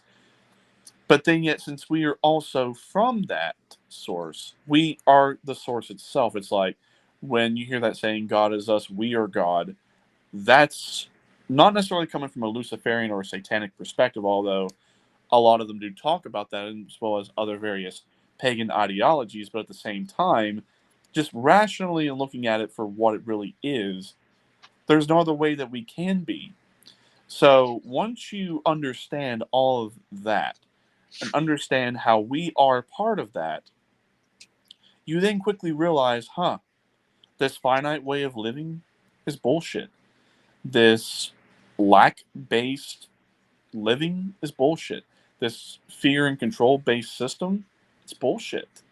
That you also begin to notice very interesting things that happen in your life as a result of accepting that particular upgrade.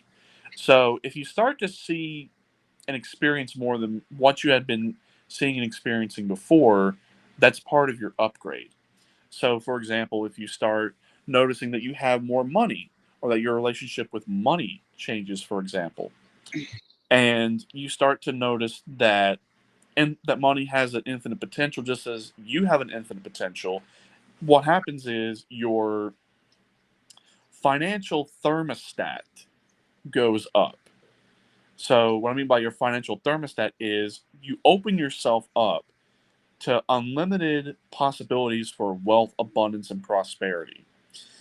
So that's number one. Number two is ideas and beliefs that you originally thought were true, or like a quintessential part of your being, your existence. You'll notice that it falls away, and you're not really sure why it falls away. But the reason why it does fall away is you understand on a subconscious level that you were living in a paradoxical lie, and where now you have shed the lie, you have now opened yourself up to being receptive to the truth. And that's why a lot of religions have tried to say that God is beyond our comprehension, we can't understand a God, or that any of this other stuff that religion wants to try to shove down your throat. You quickly realize that's a load of crock. That if we are just as source, that sources us and we are the source, then you also understand nothing is beyond our comprehension. Nothing. Like ideas that you thought were too far out there, or were too rich or complex, you understand it. But when you try to put it into words, sometimes it does become difficult, but at the same time, it's like, that it's all about being in that state of gnosis. And that is what a lot of religions have always tried to do, is keep people out of that state of knowing. Well, lo and behold, we were not in the state of knowing for the longest time, but we're back in that state of knowing. But most importantly, why does the one truly allow an infinite existence? Because if it didn't, then nothing would be allowed. So all of the good, all of the evil, and everything in between, it must allow. So it's objectively neutral when it comes to everything. So if you're looking for the one to really reward you or punish you based upon different things, the one is not going to punish you directly. However, you still have free will. Free will does exist. And that's a result of free will, is just allowing absolutely everything. So there are rewards and consequences to anything and everything you do. Now, whether you want to accept those rewards and consequences is completely up to you. So that's why good things happen to good people. Bad things happen to bad people. But on the flip side, good things happen to bad people and bad things happen to good people. So the one is objectively neutral in a lot of things. But just because the one is objectively neutral and that one consciousness, because that's the last point that I will drive home here in just a moment, is while it is neutral, it is the highest form of unconditional love. So I know that is a word that gets thrown around a lot, and a lot of people don't want to really look at that for what it really is, and that there's a very warped idea and perception around unconditional love. But to truly understand unconditional love is that it's going to love and support you no matter what it is that you want to do. And that's part of its objective neutrality, is whether you really are a good person or a bad person, the one really doesn't care. If you're a neutral person, the one really doesn't care. It's still going to accept your perspective and still experience existence through you and as a part of you, but that's really about as far as it's going to go. So if you're looking for, rewards and consequences to certain things, that's going to be more where we as human beings and other beings are going to step in and set that for ourselves. And again, there's going to be rewards and consequences to everything. Now, whether you want to accept the reward or consequence is ultimately up to you. So the last point that I really want to drive home is, now that you know that, and you begin to really look at the interconnectedness of existence, and how you really being that individual and having that either unique perspective or that not so unique perspective, or whether you want to live that really lush and lavish lifestyle, or if you want to have just a very meek or frugal existence or somewhere in between, that's fine. To each his one's own. And also, while understanding all of that, there really is no eternal reward or eternal damnation for anything that happens in existence. And the reason why there really is no eternal reward or punishment is it goes against one of the other aspects of contradiction, the other aspects of existence that would run into contradiction, because it would turning existence into only this aspect or to that aspect, that there couldn't be a heaven or hell. Because if there really was a heaven or a hell, the one would go there, because it would be accountable and responsible for all the good, all of the evil, and all of neutrality, and everywhere in between. So that's why, if you're also beginning to notice that the idea of the Judeo-Christian God or the Muslim God or the Jewish God, or just the idea of God in general, if may not necessarily you're turning atheist, but just that idea of a very wrathful, spiteful, vengeful God just is not God, that's part of your growth and expansion and understanding that, yeah, that is one aspect of the ones, therefore we are going to be like that, and that existence itself is going to be like that, but that's not all of the one. You know what I mean? So, yeah.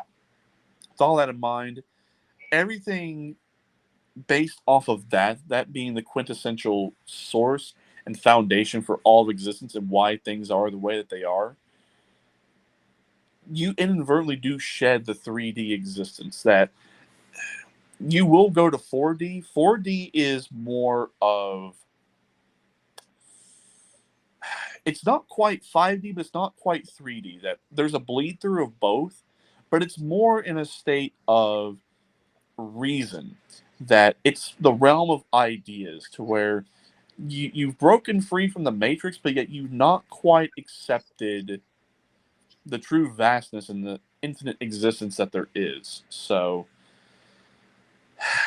make of all that whatever you want to make of it, but that's really about the best way I can explain all this to where it's not oversimplified, but not undersimplified. That trying to put this idea into Christianity or any religion that exists right now, you can't do it. Now, you may be able to find like different aspects of the different religions, but that's going to really be about it. That this is more of a spiritual ideology rather than more of a religious ideology. Because again, trying to fit it into any religion as we know it right now, it's just not going to work. So yeah, knowing what you know now, knowing how truly infinite existence is, how source is us and we are source, you don't look at things the same way. You never will. That's why when I say you cannot unsee or unhear, unlisten what you have now learned, everything falls into place from here. Now, how it falls into place for you, make of it what you will. So, this is all part of the 5D Ascension. I've talked about that multiple times.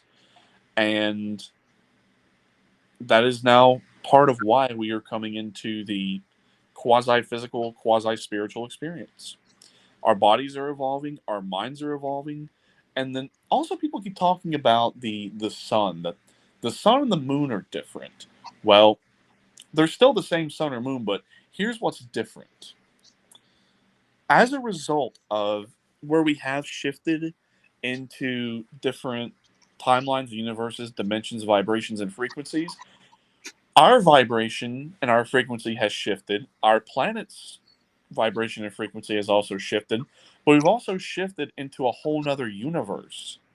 So we're also now where we've got the upgrades, and then now here in the state of Tennessee, where they have banned, what did they ban? They banned chemtrails. You'll also notice that in areas where chemtrails have been banned and that the atmosphere is beginning to heal itself, you'll also feel more of what it means to exist. Like, I know it's ridiculously hot and humid down here, but I can tell you, I'm losing weight, I'm looking better, I'm feeling better physically, mentally, spiritually, and it's just because we're reincorporating back into source as a result of having the quasi-physical and quasi-spiritual existence, but also our bodies are turning from carbon-based to selenite-based. So that's why when we get to that point, we'll be in the lower part of 5D, because if we get to a certain point, if you oscillate at too high of a frequency, you will pop out of physical existence. So we will probably operate between 300,000 and about 332,000 oscillations per second.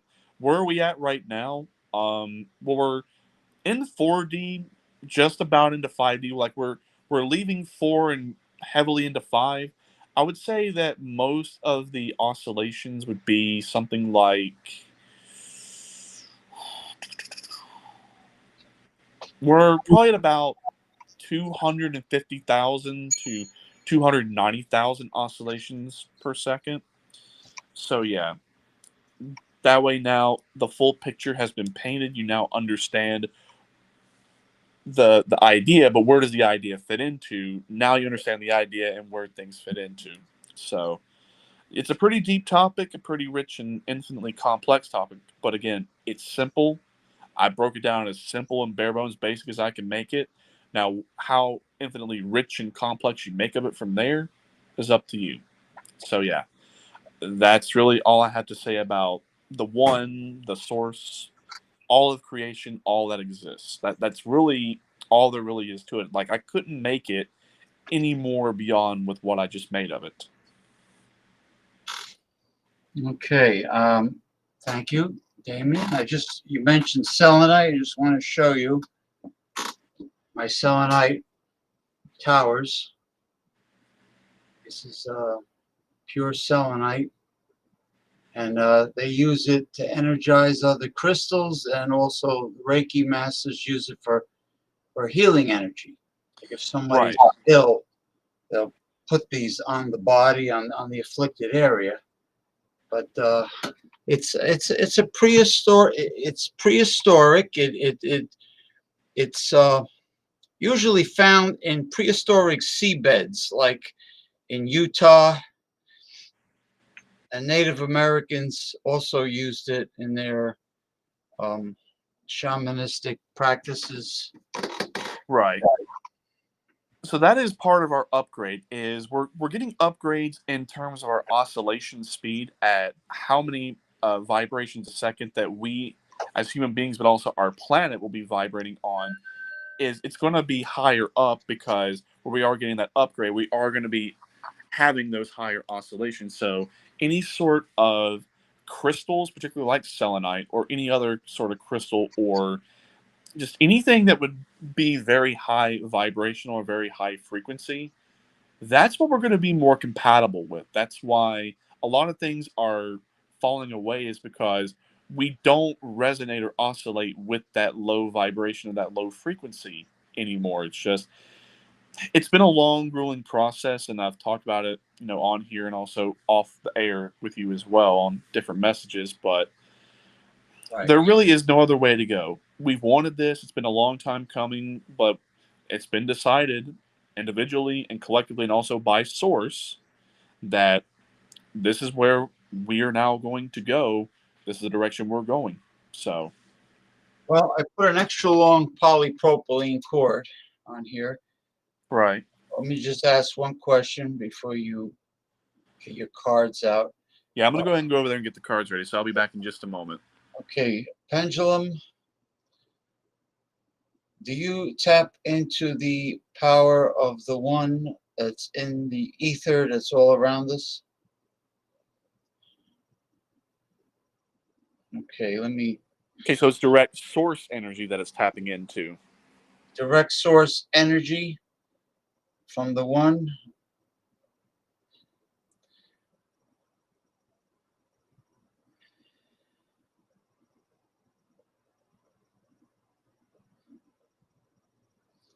All right, yes. I wonder if there's a, well, the only way I would have to stand back. Let me just see what happens when you. Oh, it's funny you mentioned ether. That's one thing I did forget to mention. So that really is like the energy of the one, the source. So it's everywhere, and there's an infinite amount. That's partly how free energy devices work, is they tap into not just the electromagnetosphere of the planet, but they also directly tap into the ether. That's why we were talking off air about the Eiffel Tower also being a free energy tower, where people noticed electricity being physically seen emanating from the top, but also a lot of other strange phenomena, particularly like different shades of light also emanating. That's a result of that free energy device not only tapping into the electromagnetosphere, but also tapping into the ether as well. Pendulum, are the ancient pyramids a form of energy transmitter?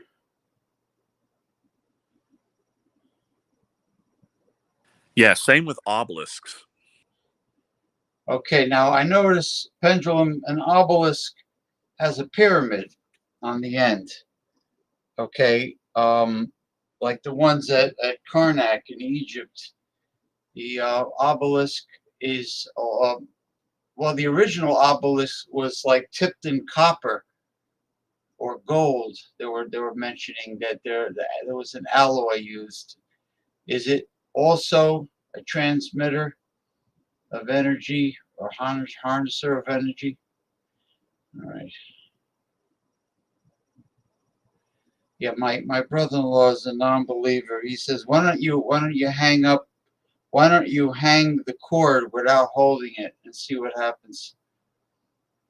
Yeah, but he don't believe in anything. He believes in gloom and doom, and that's it. Is he surrounded by very negative forces, my brother-in-law? Yeah, I thought so. That's why he's not doing well with his recovering from his addiction. Yeah, tends to happen with people recovering from addiction that their whole entire brain chemistry is completely out of whack because they're having to rewire their entire brain. And depending upon what type of addiction he had, he could be very low in dopamine. He can be very low in serotonin. He can also be very low in endorphins. Just depends upon what his addiction was. Yeah, well, he's recovering alcoholic, but he's mixing like 1 milligram Xanax pills with the booze. How Now- he's alive and how that didn't kill him, that really is that's a work of miracles right there. Because mixing downers and alcohol, that's I'm shuffling the cards. I've asked the question, I'm just getting them shuffled right now. That's how one of my dad's ex-wives passed away. Before he met my mom, his second wife, Pamela, she was a very heavy partier, and she liked to mix all sorts of different things. And they had to divorce because it just got way too out of hand. I never had a chance to meet her. I think they married, I think, sometime in the early 80s. Right. They divorced, I think, 1990, 1991. Because he met my mom in 92 and they got married in 93. But yeah, she was a big time partier, and she would mix certain things like that. But Is that what Whitney Houston was doing? Mixing stuff, whatever the hell she was mixing. well, when it comes to mixing different things, a lot of times it's known as a speedball cocktail. A lot of times when people mix different things, they'll mix like uppers and downers. Like they'll mix like alcohol and pot, or Cocaine. Yeah, cocaine and like maybe an oxy or something like that. It's very dangerous and it's very ridiculous. And the funny thing is, she came from a family who was very heavily involved with the local Baptist church. Like there were church people. She grew up singing in the choir, and you would think that atmosphere would set her straight for the rest of her life, but had the opposite effect. Unless they could have been zealots, like some people we know. Yeah, it's like the zealots. They're the biggest ones that like to point fingers and be the biggest hypocrites in history. You're So- gonna go to lake of fire. You keep Yeah, doing but- that. yeah. You gotta go. Yeah. They're always like fire and brimstone preaching. Yeah, but when it comes to like, they despise gays, but then yet they're like the biggest closet gays ever. But then yet they supposedly denounce pedophilia, but then yet they're one of the biggest pedophiles out there. And then they absolutely denounce drugs and alcohol, but then yet they're the biggest closet alcoholics and drug abusers out. I'm sure some of the politicians that were like that went to Epstein's resort. I'm sure that's Yeah. called being a hypocrite. So the first question I'm going to ask, since I've gone ahead and I've shuffled the cards, is the emergency reading with what happened today in Pennsylvania at the Donald Trump rally. Like, what really happened and what we should expect going forward with that. So I'm going to go ahead and lay out the cards. You're focusing on that to get that energy into the tarot. Yeah, so that's going to be the first question. Right.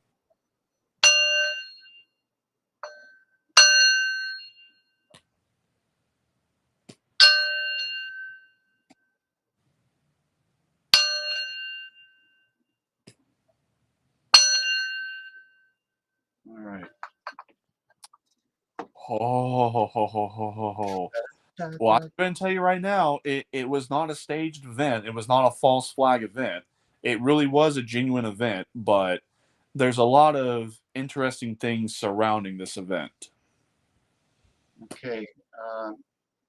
You're going to eventually put the camera on the cards? I am. I'm laying it out. I'm just making sure that I've got the spread correctly so we can look at everything and everyone can see the cards.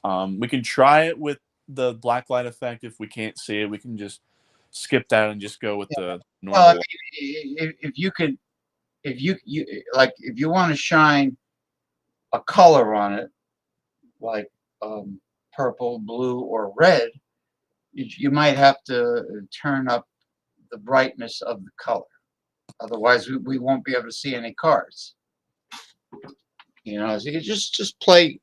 Well, just play with it how it looks on your end, and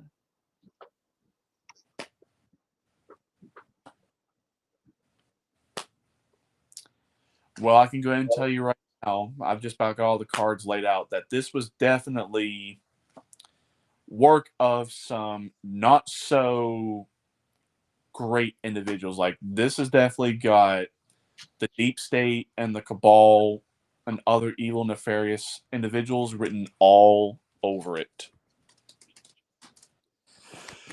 So, all right, I've got the cards laid out. Make sure I've got everything all nice and clear. All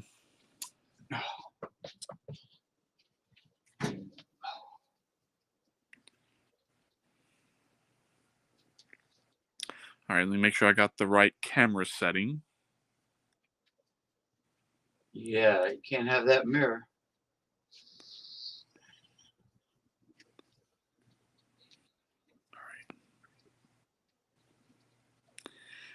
Great. Now the camera itself has stopped working, so I'm gonna have to hop back out and then hop back in. Yeah, well, what are you gonna do? Yeah, just one sec. Gotta do what you gotta do. Well, as we're waiting for Damien, and he's had this issue before, and there's no better fix than to hop off and hop back on. Log in, log out, log back in again. So as we're waiting for the dynamic Damien with his tarot reading concerning what happened with Donald Trump recently. All right, so that's the regular light. Let's see how it looks with the purple effect. Let me try messing with the brightness to see if it might. I guess you can kind of sort of see it. Let me see if I can bring a card up. No, I can't see a damn thing. I see the very deep purple hue, but I can't see. Okay, I see the outline of the cards, but I don't see the cards. All right, so purple is not going to work. Let's try red. Okay, that didn't work. Okay, red. Let me try bumping up the brightness, see if maybe the brightness of the red might work. Okay, that's obviously not going to work. Not going to work, yeah. Okay, yellow, that's not going to work. Purple. Oh, yeah, that definitely doesn't work. Okay, green. That. I think you might have to go with the old standby, a dim white. Yeah, we'll have to just go with the regular. Anyway, it was white. worth a try. It was worth a try. Yeah, but I can see the cards perfectly now. I mean, all right. And it's not too bright. Alrighty, so here we go. There's a lot to go over, but again, this has got the deep state and the cabal, the New World Order written all over it. So here we go. So here in the past, we have the Four of Swords, no, the Four of Wands. Sorry, yeah, Four of Wands. So we have definitely stepped into a higher timeline. We've stepped into that gateway. This has been a card that has shown up in the past in other readings, like in the present and in the future. But now that we have got this in the past, that means we have stepped through it. So this has definitely been something that's supposed to happen on this higher timeline to, I guess, be the final nail in the coffin to the old timeline, to the old system and the old way of thinking. That's really what I'm getting with that being in the past. Because here in the present, we have the 10 of Pentacles. So completion, that this right here was the final nail in the coffin to finally go after all of these prominent individuals that have hurt and harmed humanity. And this is the end of their financial system, and this is the end of them. Because anytime the 10 of Pentacles comes up, it's about so much wealth, abundance, and prosperity that if you were to look at it the Rider-Waite Smith because I'm also drawing influences from the Rider-Waite-Smith, because you have to understand the pictures, because looking at the Marseille, you really got to know the meanings of the cards. Otherwise, trying to figure this out first, you're not really going to go anywhere and you'll get frustrated. But yeah, with this 10 of Pentacles, we have now stepped into wealth, abundance, and prosperity that if we were looking for what was going to end everything and what was going to be the catalyst to kick things off and to seal the deal, this was it. That now, instead of going after us spiritually, economically, mentally, that now, since they're taking their attacks overtly and physically, that it woke up a lot of people, and it really was a come to Jesus moment for a lot of people. But again, this is what we wanted. We wanted all this to happen, and well, this is part of that process. So, wealth, abundance, and prosperity inbound. Now, this is what has got me a little cause of concern, is here in the future we have the 4 of Pentacles. So it's looking like for the next little bit, where everything has been so hectic and chaotic, that we might actually see some sort of slowing down of different things. That I don't think we might go into a lockdown or like an EBS situation, although we might. But whatever it is that's going to happen moving forward, it's going to be very close-knit, under lock and key, and we're going to be in the dark for the next little bit, because this might be a communications or intelligence blackout period, that now, since there has been an actual assassination attempt on the commander-in-chief of what's currently going on, and that this is now an actual assassination attempt on a presidential candidate, and now we have an idea as to who's behind it.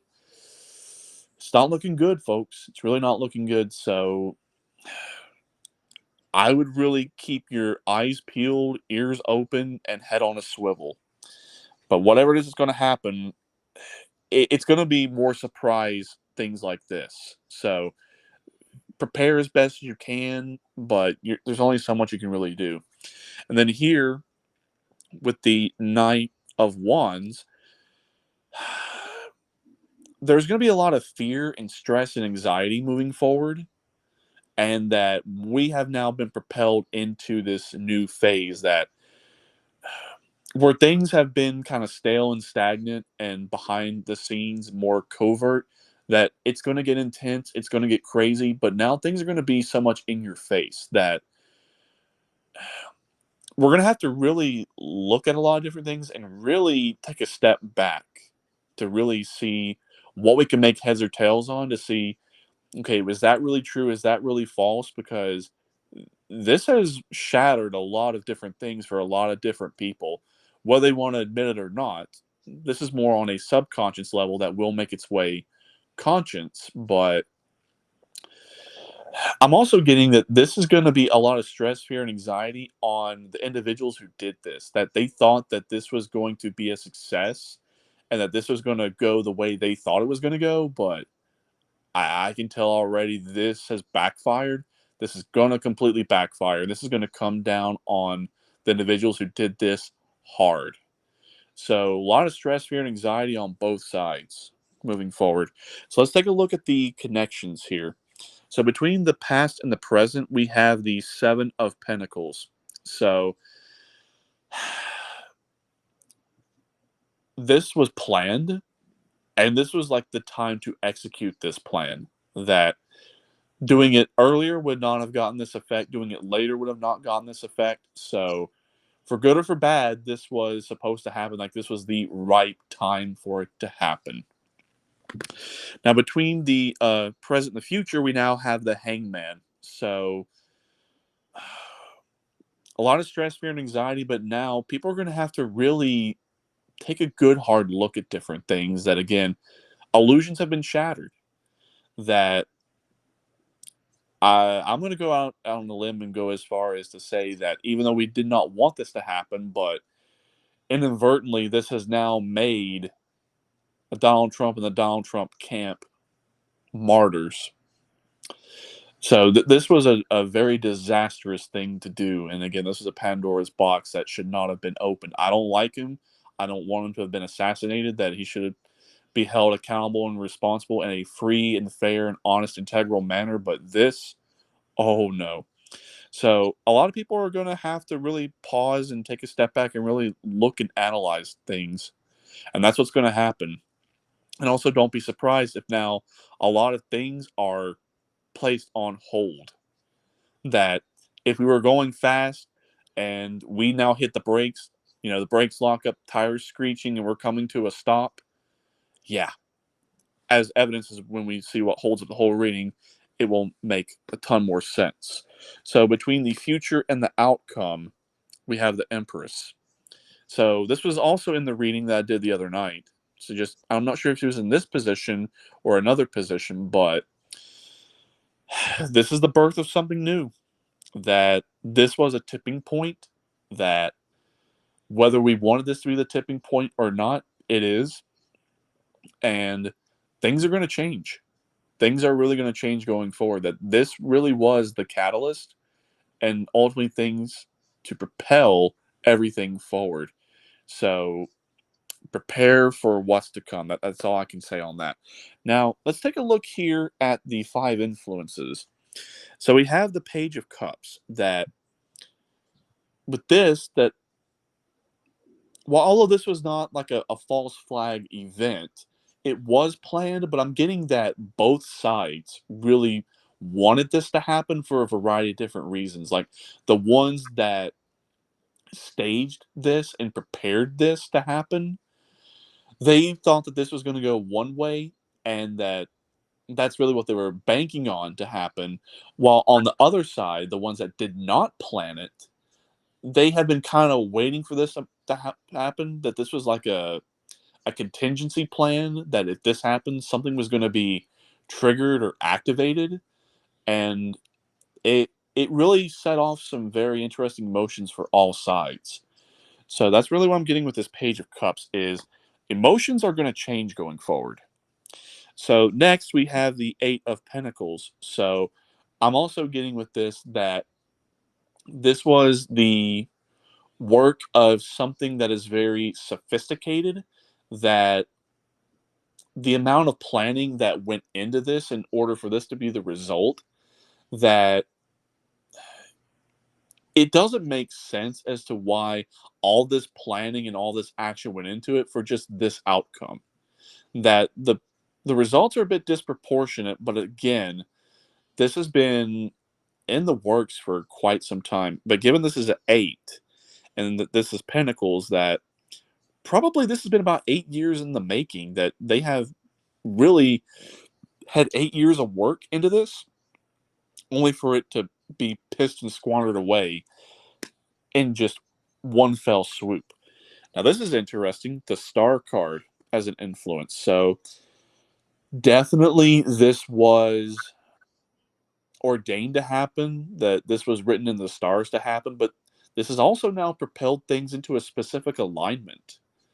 So whatever direction we're going into now, even though we're going to be in the dark a lot, we kind of know now where things are going. So all I can say is with that, the deep state, the cabal, the New World Order, they're done. If this was like their last Hail Mary attempt and their try to, how can I describe it? If it really wasn't like a Hail Mary or a saving grace thing to try, this was it. It's like they had one strike and they blew it. So the next to last influence we have here is the 9 of Swords. So again, with the Hangman and with the 9 of Wands, that it's going to really cause a lot of stress and anxiety. So, and it's going to be for all sides. So all I can say, people, is brace, brace, brace. But I don't think we're going to have to be in this for too long. That whatever it is going to happen, it's going to be swift and it's going to be quick. Almost as if like it's going to be like not there, we blink, and then the next moment it's done over. Like, what? Huh? Where did that come from? as evidence here with the Ten of Swords. So, yeah, again, this was an end. And if you know the symbolic picture of the Ten of Swords, it's literally a man on the ground with 10 swords in his back, and he's dead. So, whoever did this, this is what's coming to him. This is not going to go unanswered. Now, let's take a look here at the 4 pillars holding up the reading, and then what holds up the whole reading. So we have the Devil card right here. So definitely some very evil, wicked, and nefarious individuals were involved with this, that quite possibly this could have been some sort of demonic attack, but it failed. So it just goes to show you just how weak and powerless evil really is. That, yeah, Donald Trump's not a saint, that he's not a good guy himself, but again, just goes to show you that even they themselves cannot really perpetuate any sort of power and authority and grasp they once had. That if this were, like, I'd say 4 or 5 years ago, oh, that would have been pulled off like it was nothing. But since we're in this higher timeline, in this higher universe, they have no power and authority and control over here. That anything they try is just going to fizzle. So right here with the next pillar, the Pope, with this being aspected with the devil, that definitely way more prominent, evil, wicked, nefarious individuals had a hand in this, and they had some sort of equitable stake in this. And again, it failed. It flopped. But here's interesting. The next to last pillar is the World. So it definitely ended something and it started something new. But again, what exactly it started, I don't really know. But again, it propelled something for an ending, a good ending. The next to last pillar we have here is the Emperor. So with the Emperor, that this was definitely part of the more fatherly, masculine aspect of the One. Because like with the Empress, she is the motherly, divine feminine of the One. This is the masculine. That this was definitely even ordained by the One. That the One also wanted this to happen and had a hand in this as well. But what his role in this was, obviously an ending, and this was an ending here. Both sides want this to end, but again, it's looking like that this is going to be the death of the deep state, the cabal, the New World Order, and it's the death of their system and themselves. So there is a silver lining to this. Now, what's holding up the whole reading? We have the Two of Swords. So there's a strategy, and that everything now is going to stop. So with all that being said, I don't know what's about to happen, but it's not good. But all I'm going to say is brace, brace, brace, prepare, prepare, prepare, eyes peeled, ears open, head on a swivel. I know I definitely will be. I will be watching to see what happens and unfolds within however long this is supposed to unfold for. So that's really all I got. Is nothing good came of this. It was supposed to be a success, but it failed. Why it failed, we kind of sort of know. We kind of sort of don't know. But there's a silver lining, and the silver lining is that it's the beginning of our rise, our ascension, and that it really is the death of the evil ones. That there really is no other way to put it. That they're done. They're finished. That this was the final nail in the coffin. So yeah, that's really all I got for this reading. I don't really have anything else to say on it. Okay. I'll be right there in a flash. Yeah, Oh. brought dinner in. So Okay. Let's see.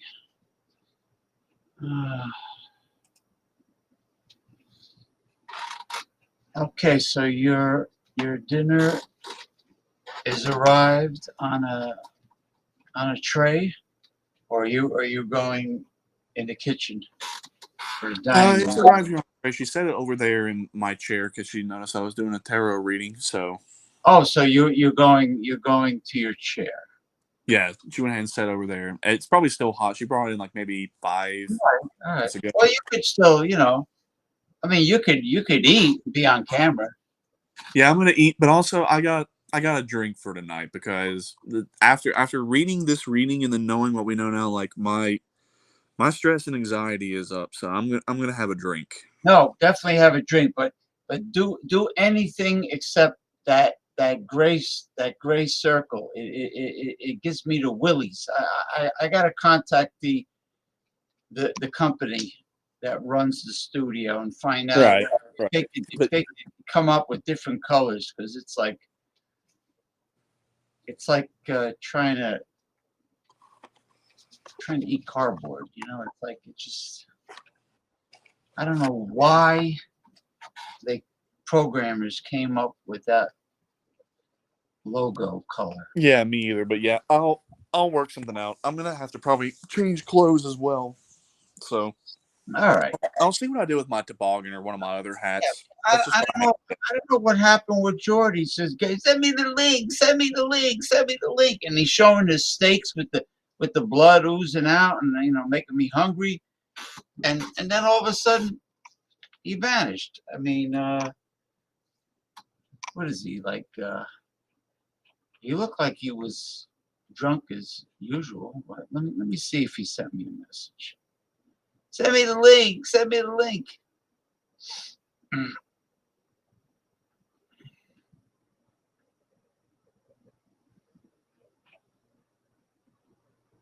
You know what I could do?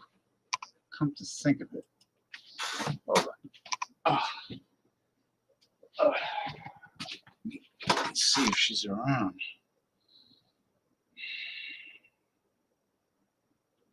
All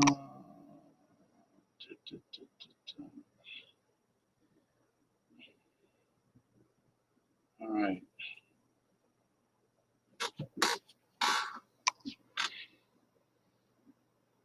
Nick. Yeah, I don't know where Ronnie is. Ronnie Simpson. Who the fuck knows where any of these people are?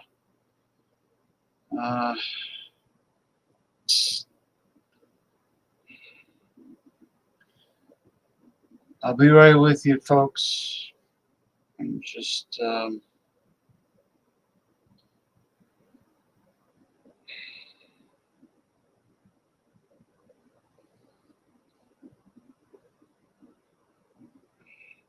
anyway. You have just seen a tarot reading by the dynamic Damien concerning what happened today in Pennsylvania with Donald Trump. And also check out his tarot reading involving Joe Biden's news conference. You can find that on the Facebook page, New Age Mysticism and Healing. Click like to it, New Age Mysticism and Healing. You can also click like to Progressive Discussions on, well, all over really, Twitter, Tumblr, YouTube, Facebook, even though Mark Zuckerberg kicked me off my own page. But I have Mick Von Raven is minding the store. TikTok, I had a big following, but they permanently banned me. I guess the Chinese owners don't like any material that exposes the forces of evil and corruption. They're not really into First Amendment. So they permanently banned me from a TikTok profile that had thousands of followers. They didn't even give me a chance to rebuttal.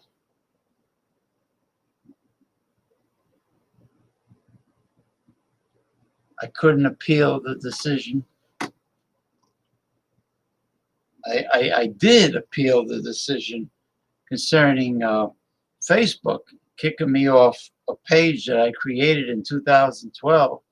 I did appeal that, but I haven't heard anything back. I'm not going to hold my breath. Zuckerberg is really a bona fide piece of shit. He knows he's a geek. He knows he's a dork. He knows he's a pussy. But because he screwed his way to the top and stole ideas from other people, most likely in college and school, and didn't give them any credit for it, he took credit for everything, and that's how he got ahead. And then once he got Facebook, you know, he steals everyone's personal information and sells it, and he spams the hell out of everyone. There he is. You got, oops, your mic is muted. Okay, yeah, I just had to reset everything, but yeah, got a grilled cheese and tater tots. So for my drink, just a typical 40 of Steel Reserve. Well, that's a heaping helping of Steel Reserve. That's a big bottle, and it'll help relax your nerves after all the commotion that was going on today. I'll catch a little buzz. I mean, like 140 really won't get me intoxicated, but it'll get me a little loosened up and a little festive. Yeah, festive. That's good. Festivus for the rest of us. Yeah, I just can't. What the hell? Mick Van Raven had decided that that woman that he was dating was wasting his time completely. But where the hell is he? Maybe he went to if he went to a rock concert, he usually tells me I'm at a rock concert. I don't know about Michael Goldsmith Hilton. He didn't do a show today, and I sent him the link. So I don't know. It's hard to tell with Mikey. Yeah, I don't know what's up with Mikey. Mikey's very unpredictable.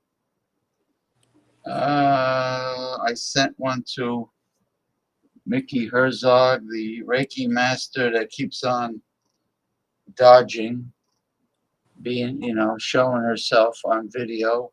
Right. Some people, I don't know. I never seen her on video. Maybe some people have the perfect face for radio. And Yeah. Self-conscious. It's like when Herman Munster looked in the mirror before he went off to work. He says, "Oh, you handsome devil, you!" And then the mirror cracked. Yeah. And then sometimes it's the other way around. But let's see. Well, I'll have to say, ever since Steel Reserve has gone back to Glass 40, same thing with Ice House and Old English, they have been selling like crazy in my area. Like every single time I go to the store, I'll go to the store one day, both rows, or sometimes even in some cases, like 3 rows of 40s are completely filled. I'll go in the next day, they're gone. People love these new Glass 40s. Well, glass is the way to go. I avoid plastic because I don't want any chemicals leaching into the beverage from the plastic, especially if you put it in the freezer. If you put plastic in the freezer, you can just say hello to all the toxins because that'll get it right into the liquid. But a glass is the way to go in all ways, and that's why when I'm in a liquor store and I go to get a 6-pack of the Brooklyn Brewery product, there's usually like a couple left.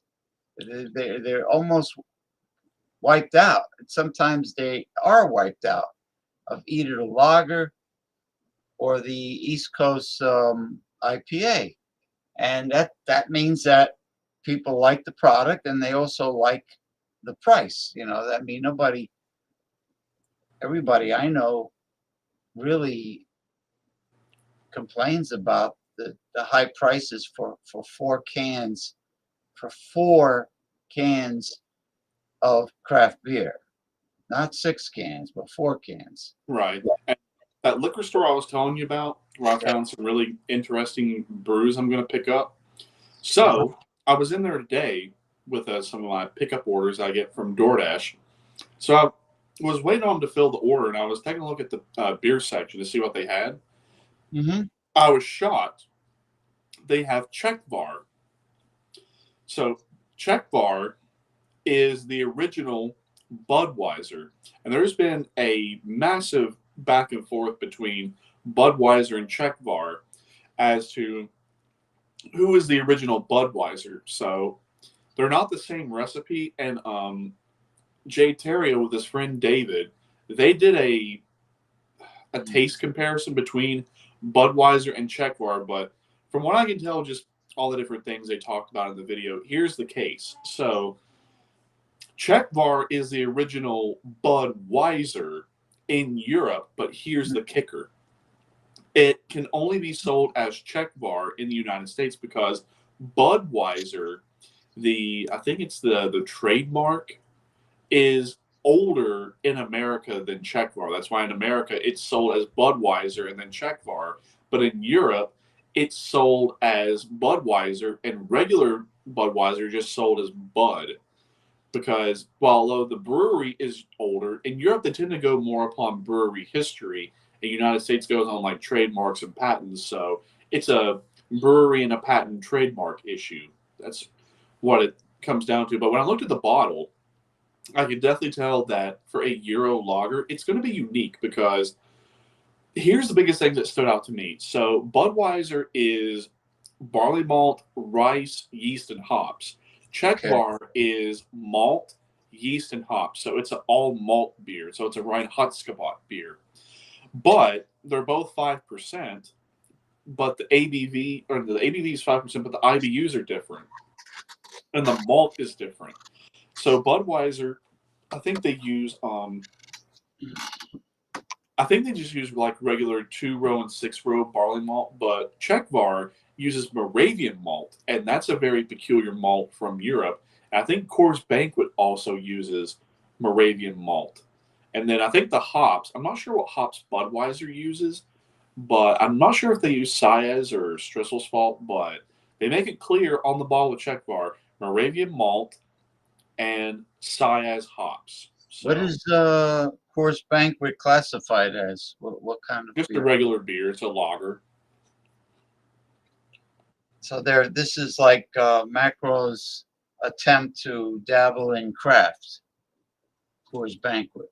Well, Moravian malt is a specialty European malt, and it has been passed down for many centuries. But what I like about Moravian malt is it has a very distinct color. It's the flavor profile is not really all that unique, although it kind of sort of is depending upon what yeast strain you use with it. But it gives a unique gold hue. Like it's not like a pale gold or like a light straw or like a light gold, but it's not like this deep gold like this right here where it almost looks like orange. It's like a really like medium to dark gold. It's a really unique color. Well, that's like an amber. Well, this one dark amber or it's gold. Yeah. If you look at it under direct light, it's a deep gold. But if you look at it more in like the dimmer, it's like a orange amber color. A lot of high gravity lagers and ales and a lot of high gravity malt liquors take on this color. It's just that's a tendency that happens. Well, I have to say, the freshness date on this one is December 2nd of 2024. So basically that was brewed and bottled just like a few weeks ago. With the high gravity lagers and ales, if you get them super fresh, they are super delicious. That they're very rich, they're very malty, they're very yeasty and bready and hoppy. And the alcohol is not as prominent. It's like when this ages, you get more of that sweeter, maltier taste, and the alcohol shines through more. So I don't know if there is still some active fermentation that still goes on after it's brewed and bottled or canned. I don't know. It's odd.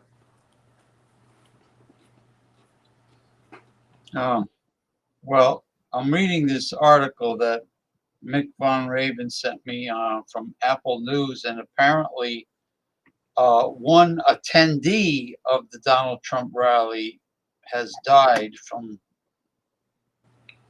a shot. I guess it was kind of gotten away.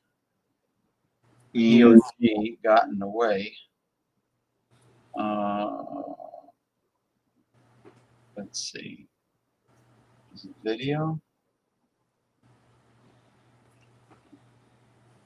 No, let me see if oh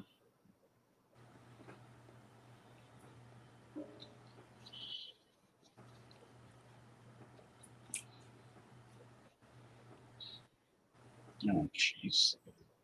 Charity advertisement. Screw it. Yeah, Anyway, yes. I don't like Donald Trump. I really genuinely don't. He's not a saint, but to have an assassination, honestly, I don't understand assassinations. And here's why. Honestly, it's better to capture these people and bring them before a court or a tribunal so that way they can face the victims they have caused harm to. And so that way everything is documented. So that way all evidence is documented or anything they have to say is documented. So that way we can really see who this person really was. So, well, that's what happened with I remember the overthrow of Muammar Gaddafi. Before they can bring him to jail, to a prison cell, somebody just came behind him and shot him in the head. You know, after they captured him, and they were trying to rush him off being under arrest, and just somebody, you know, without a trial or anything, somebody decided to shoot him in the head. And I thought that was too quick. Exactly. Bring these people before courts and tribunals. That way everyone can see and hear everything. That's why it's like, whenever this is what also I find interesting. So we had the two recent Supreme Court rulings. One was the presidential immunity case. And around the same time, they also came out with the Chevron doctrine. And here's why you cannot separate these two rulings. They're very much interconnected with each other. So here's why. So Donald Trump's sentencing was supposed to happen July 11th, right? Mm-hmm.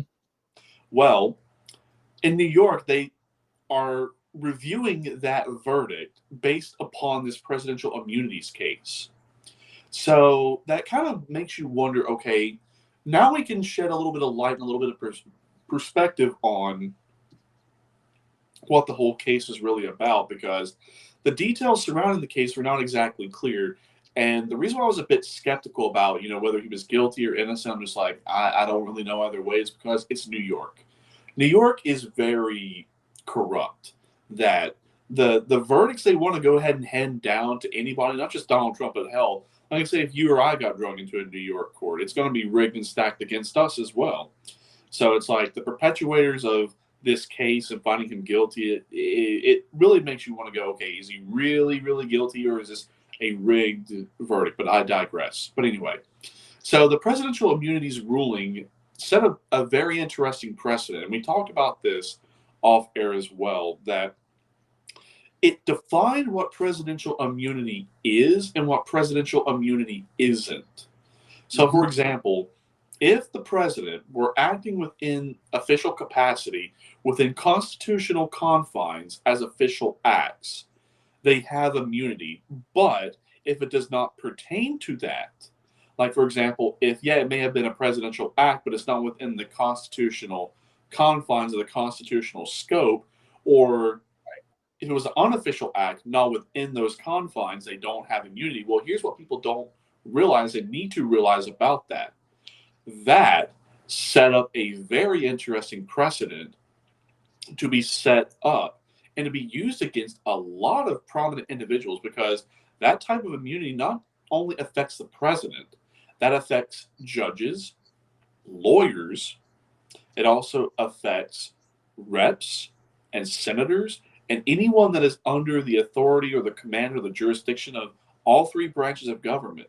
So that means any rep, senator, governor, lieutenant governor, president, vice president, lawyer, or judge, all of their actions they have done can now be brought into scrutiny.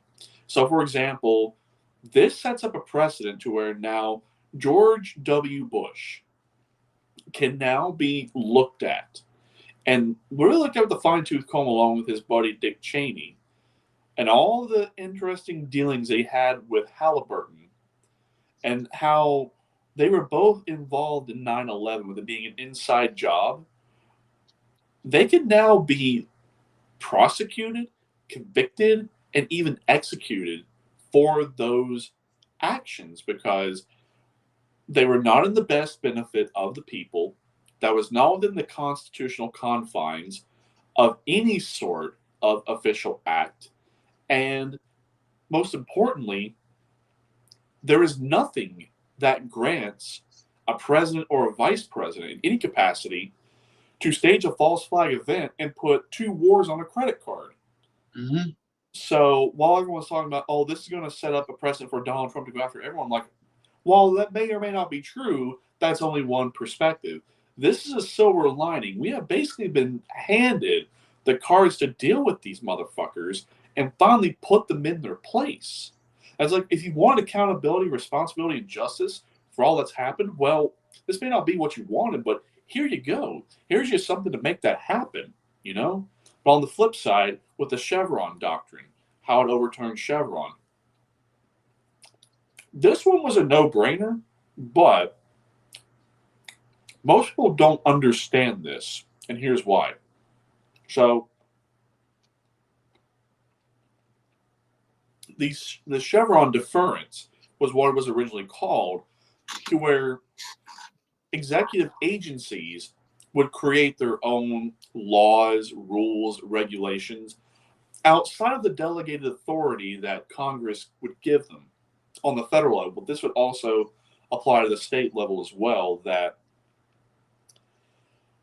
if there was any sort of challenge to any sort of like ruling or rule or regulation that would be presented forth by the legislative or the executive agencies, that there was really no way to challenge it, that the courts would just refer it to the Chevron deference. But with the Chevron deference, it took away all of these executive agencies' power and authority to go beyond the scope that was delegated to them by Congress. So that basically undid a lot of bureaucratic red tape that was put forth by these agencies, but it also really stripped away a lot of power and authority and also rolled back a lot of rules and regulations and other things they also put forth as a result of it.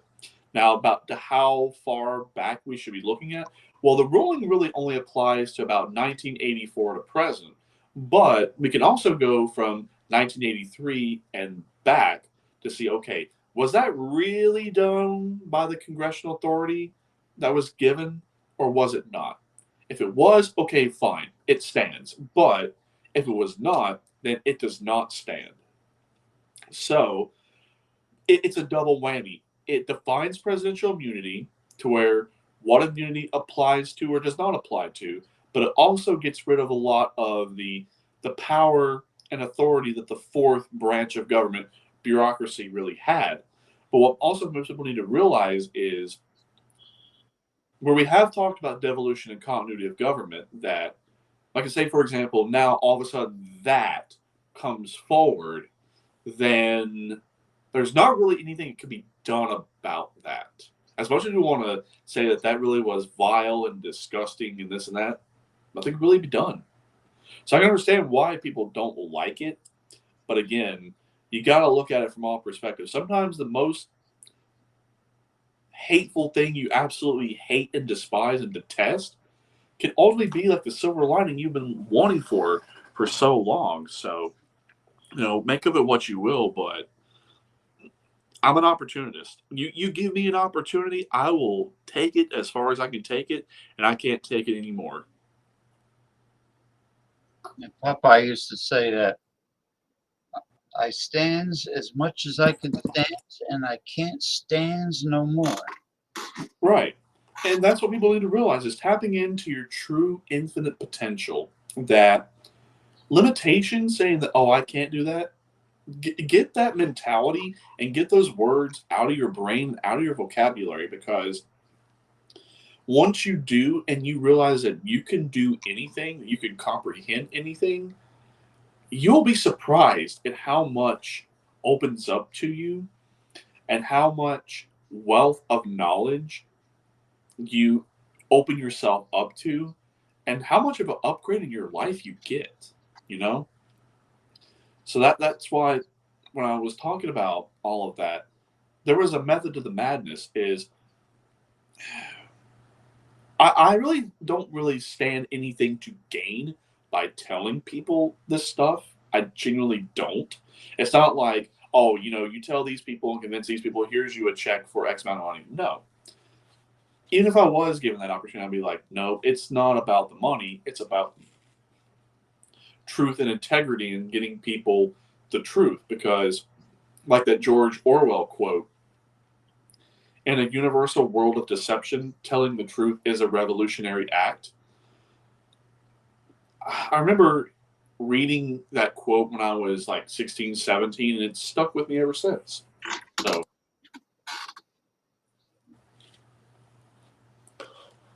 it's a quote that made me who I am. Right.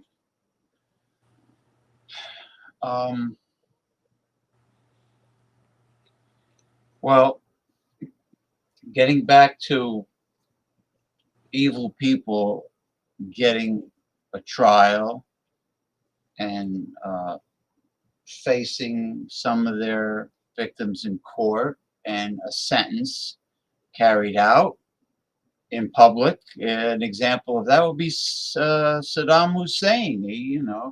He faced the music, whereas Muammar Gaddafi just prematurely got popped, knocked off. But and I think and he was executed the old-fashioned way by hangman's noose, which doesn't cost the taxpayers anything. The cost of the rope and the wood to build the gallows. That's about it. Well, you reuse it. It's reusable. But what I'm saying is, you don't have to. I don't believe in the humane.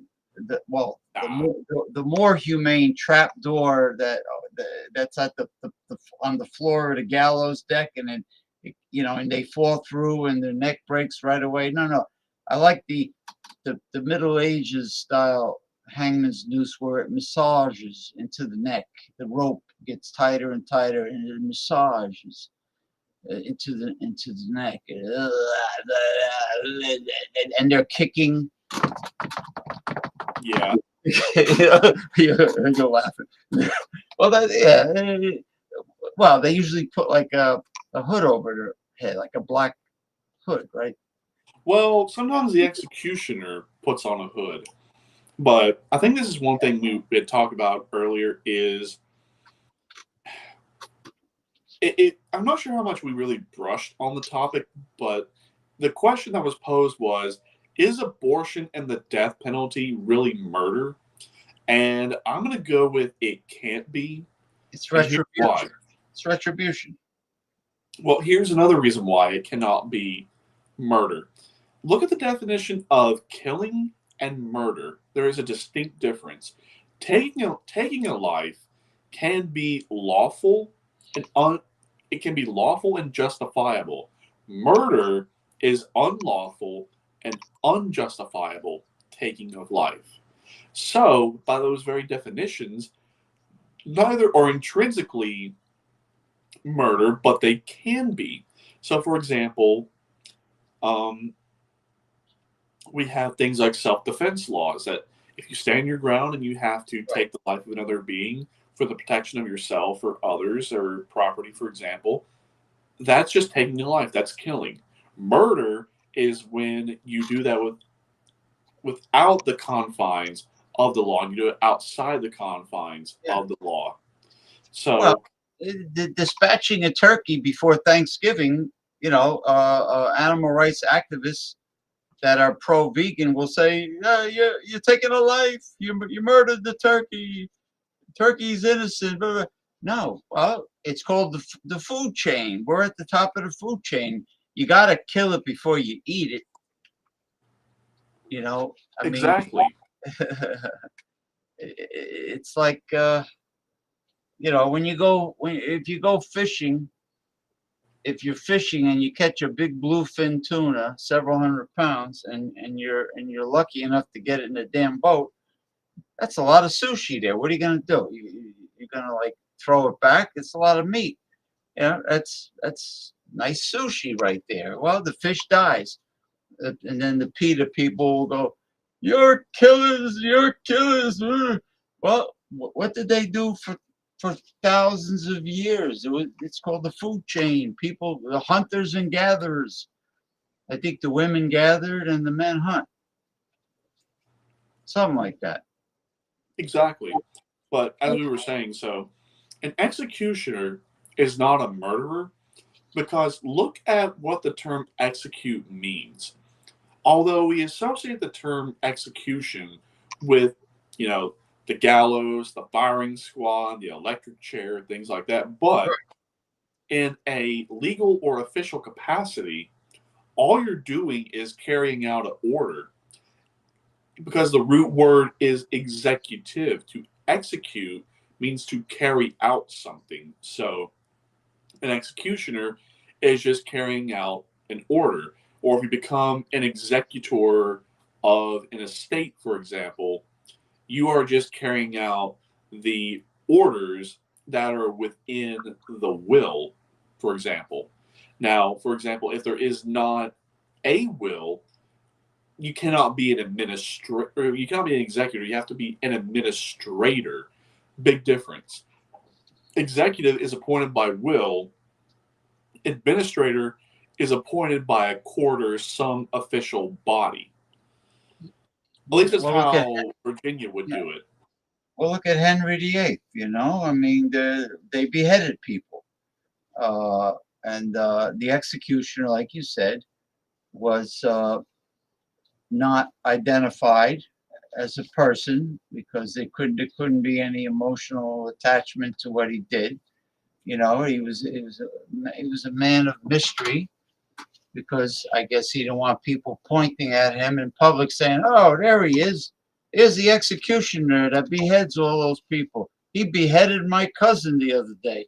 He don't want that, so he wore the hood, and I guess makes him look like the Grim Reaper. And I remember, I don't know how accurate this is in history, but when Anne Boleyn, Henry VIII's wife, after he discovered that she had an affair and cheated on him, and first he was disappointed that she couldn't bear a son. Kings were obsessed with that. Their wives bearing sons. The daughters didn't matter, but bearing sons. So carrying on the family name. So what happened when she was beheaded? He had this professional headsman, they called him, that knew how to do it with the least amount of suffering. So this guy had his own it was like a scimitar, very sharp, and he had it in a special bag, and like a pool shark would bring his own pool cue to play billiards. So he came And his trick was Anne Boleyn expected him, the executioner, who was standing next to her, to chop her head off. So what he did, his trick was, he made believe he was pointing to some kid in the audience, saying to the young boy, bring my sword, I'm ready now. So Anne Boleyn was focused on the young boy in the audience. Meanwhile, he had no sword. The sword he had, the executioner had the sword with him. So she was distracted, and that's when he whacked her sideways, and she, it was an unexpected beheading. I don't mean to sound macabre, but that was in the movie. So it was an unexpected beheading where she wasn't anticipating when it was going to happen. Right. Yeah. So that's how it happened. But if somebody, if somebody's guilty of heinous crimes, like let's say it's a serial killer of different sorts, they shouldn't get no humane lethal injection, just putting them to sleep comfortably. They shouldn't be comfortable. Their victims were not comfortable.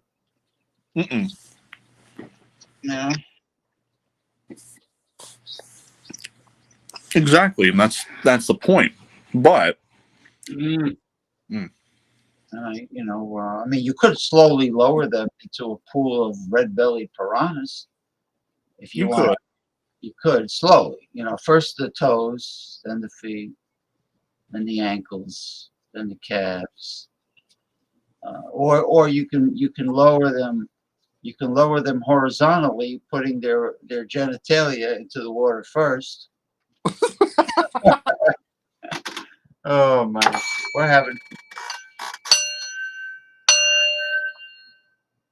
Oh, you got to be very, very light the way you do it.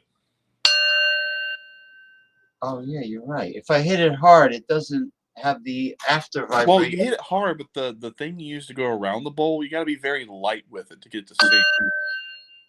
Oh, in other words, when I go around, I'm supposed to be light. Yeah, try it on the inside. Wait.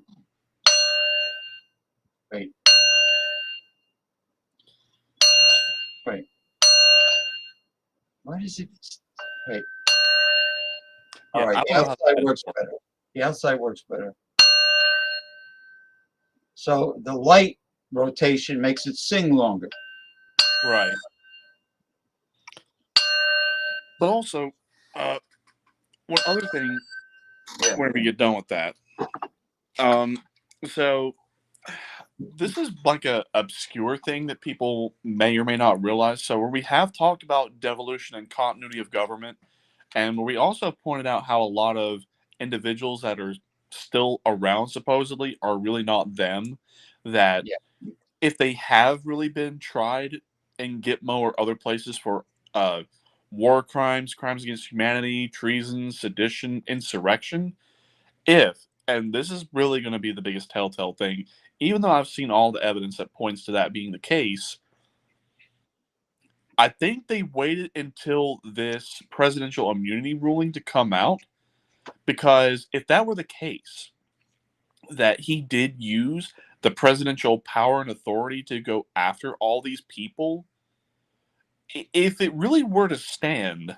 the constitutional scrutiny, like, for example, if he really did use the military to go after these people, rounded them up and executed them for all these crimes, if the crimes come forward and all the evidence for the crimes come forward, and like I say, for example, they were executed in Gitmo or wherever, then technically, I'm not sure what that would fall under. I'm going to go with, since he's been operating in a commander-in-chief role basically since 2017, that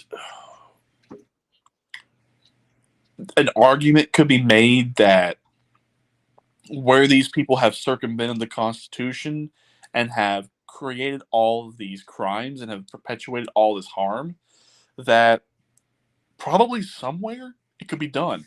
Now, if people want to fact check me on it, let me get my let's see, what did I do with my pocket Constitution? Just that way people have some reference to go about what it is I'm talking about.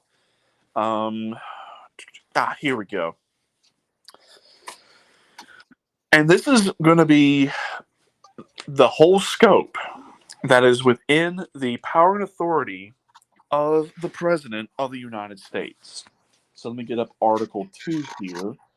And this won't take long. Article 2 is a very short section of the U.S. Constitution. It only has 4 sections.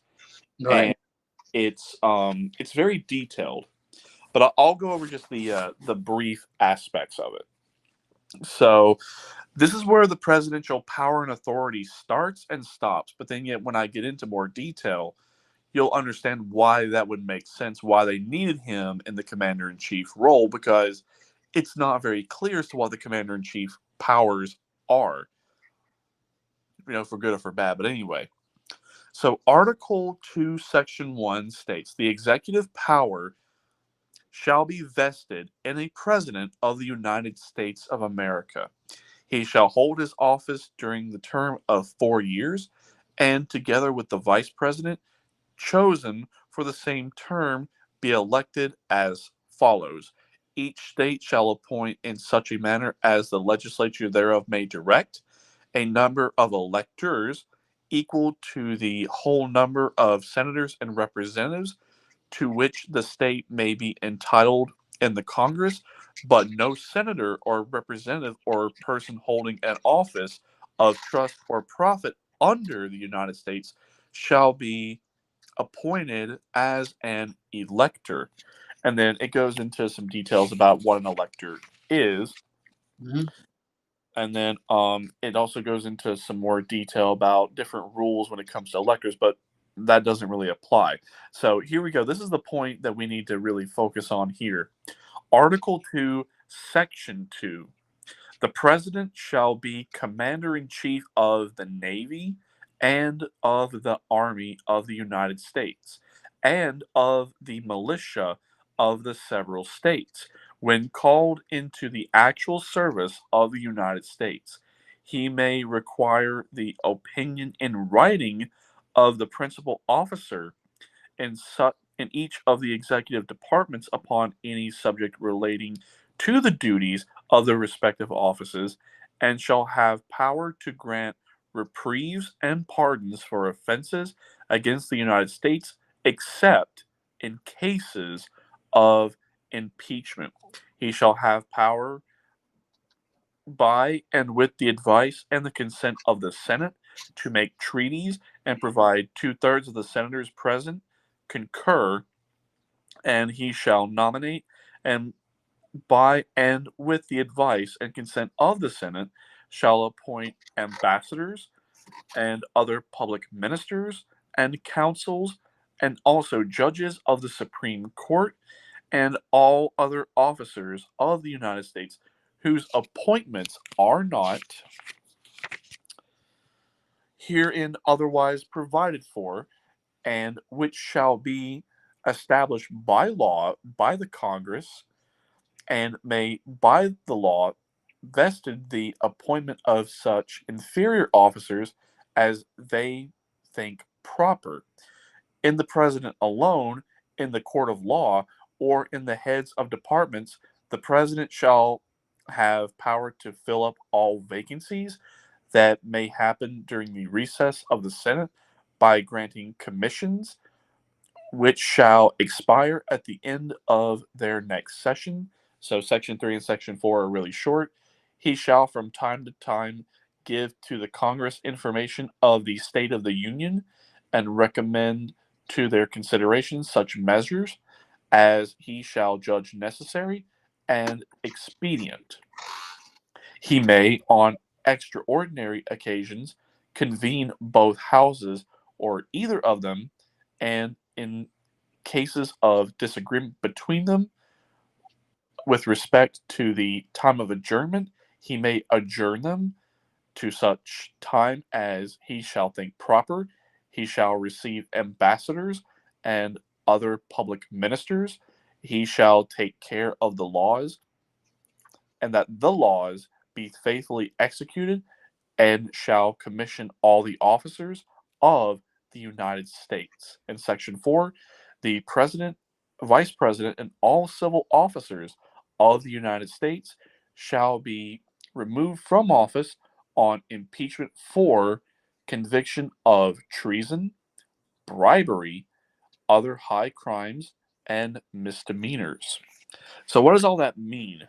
So that also goes to show that they needed him in the commander-in-chief role, because right there, all it just says that he is commander-in-chief of the Army and the Navy and the militia, and that he may use them to enforce or execute the laws of the United States. Well, if you read further into the Constitution, if you were to also use those particular aspects of it to convict them of treason on top of war crimes and crimes against humanity, treason, sedition, insurrection, then as long as it was done by a military tribunal and not in a civil capacity,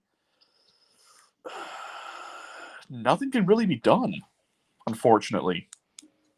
So it's like there's really no way you can go after him for trying and convicting and executing people like Joe Biden or Hillary Clinton or Bill Clinton or Barack Obama or George W. Bush or Jacob D. Rothschild or the Rockefellers or any of them for anything.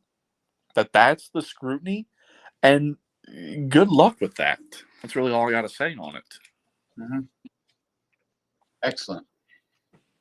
So,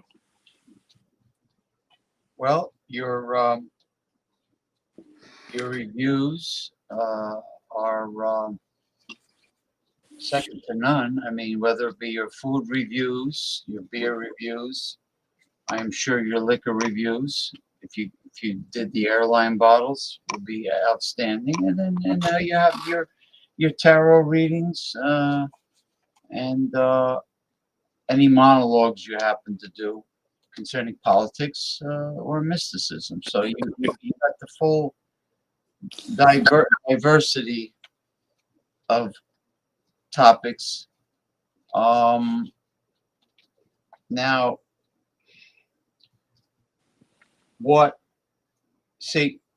getting back to the economy, I mean,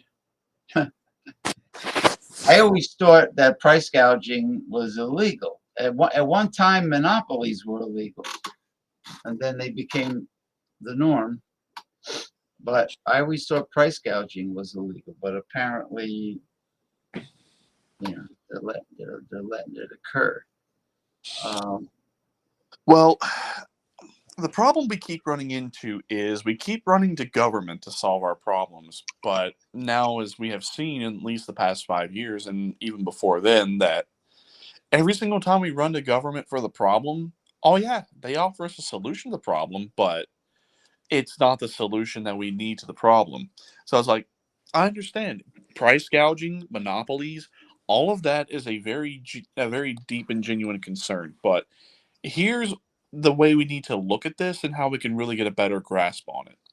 So since a lot of things like government, the economy, and other various things within that nature, that the only reason why they exist is because we allow them to exist.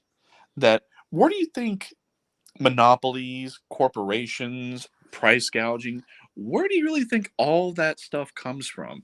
It doesn't just fall out of the sky or some ethereal plane from one dimension to another, although it might to a point, but it really doesn't. That all corporations started off as a small business.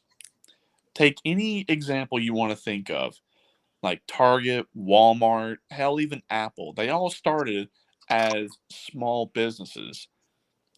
And the only reason why they grew is because people bought and consumed and supported the products. That was the only reason why they got as big as they did. But on the flip side, we didn't have a complete and total stake in that.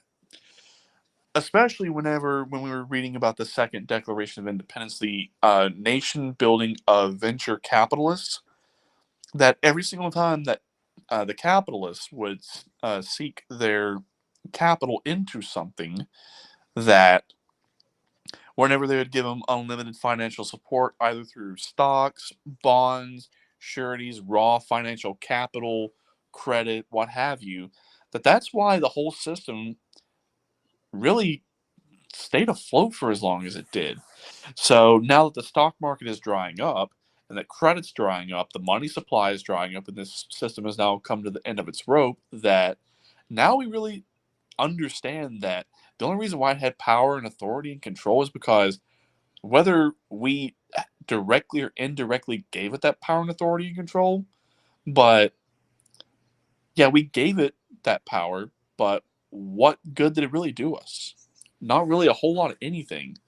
That, yeah, the comfort of trinkets and other various things for, oh, look at this product. It is a staple of our community. This company is a staple of our community and all this other stuff. Yeah, look what it really did to you. But the point is, the only reason why they exist is because either we directly or indirectly acquiesce and consent to it. The moment we say enough's enough, it's going to stop. And we don't need to run to government to do that. We can easily just say, you know what? To hell with that. When you're talking about boycott, yeah, boycott's good, but ultimately just don't do anything with it. Don't go to the store. Don't buy their products. Don't even give them the time or attention. Yeah, like every time I go shopping, I notice 2 grocery bags. That's not 3 grocery bags. Even like 2 grocery bags full, $75. And I'm like, I'm looking at it like, why is that $75? And then It should be $75. And then I look at the meat. The meat is high. Even the cheap crap, even chuck steak or chuck used to be garbage. London broil, chuck, brisket. What's the other one? A flank steak. They used to be cheap cuts. Not anymore. Anything beef related seems to be expensive. Well, what's the answer? People should decide, well, you know what? We're going to do different things with chicken and pork. And we're not, lamb is another ripoff. We're not going to, don't buy lamb. Don't buy beef. Pork chops, pork sausage, chicken. We'll do chicken this way, chicken that way. We'll boycott beef. Completely boycott beef. And it's like when the avian flu was around, the bird flu. Oh, millions of hens are dying. All right. Then after the avian flu was over, the chicken eggs were still expensive. You know, like $7, $8 a dozen. It's insane. Then eventually it came down. Like now, what do I pay? Like $6 for a dozen pasture-raised organic eggs, whatever. And there's a difference. I could tell. So that's not too bad. But when the eggs were being price gouged because of the bird flu, people should have prepared alternatives for breakfast. Right. You know, get used to oatmeal. Get used to I don't know, something. Make something. You know, just, you know, when you're being price gouged, don't buy it. I think electric vehicles are a complete ripoff, and there's nothing pleasurable about owning one. Oh no. No, not at all. And you know what? Fuck it. People should boycott them. The technology is not here yet for a total electric vehicle. We don't have the technology and the science yet. We're not. No, we don't. No, we're not there. Maybe that nuclear fusion proton, or maybe the hydrogen electric hybrid. Yes, that's doable, but not total EV. Now, boycott them. Well, what do people do? Oh, they got to have it. People, they got to rush out and buy it because everybody's talking about it. Because, Elon Musk started the whole thing, mass producing his overrated, overpriced Teslas. How dare he use the name of a great man like that? Because the Tesla people have a lot of complaints about it. The workmanship is not that great for the price. They said one guy showed the cheap plastic in the dashboard. Yeah. The Irish guy was saying, you know how long I have to wait to charge the damn battery? He was saying, I gotta, it's like I have nothing better to do and to hang around for over an hour just to wait for the damn lithium battery to charge. And Exactly. It's ridiculous. 200-300 mile range. Big deal. That's what we were talking about off air is a lot of these alternatives, they're made like shit on purpose.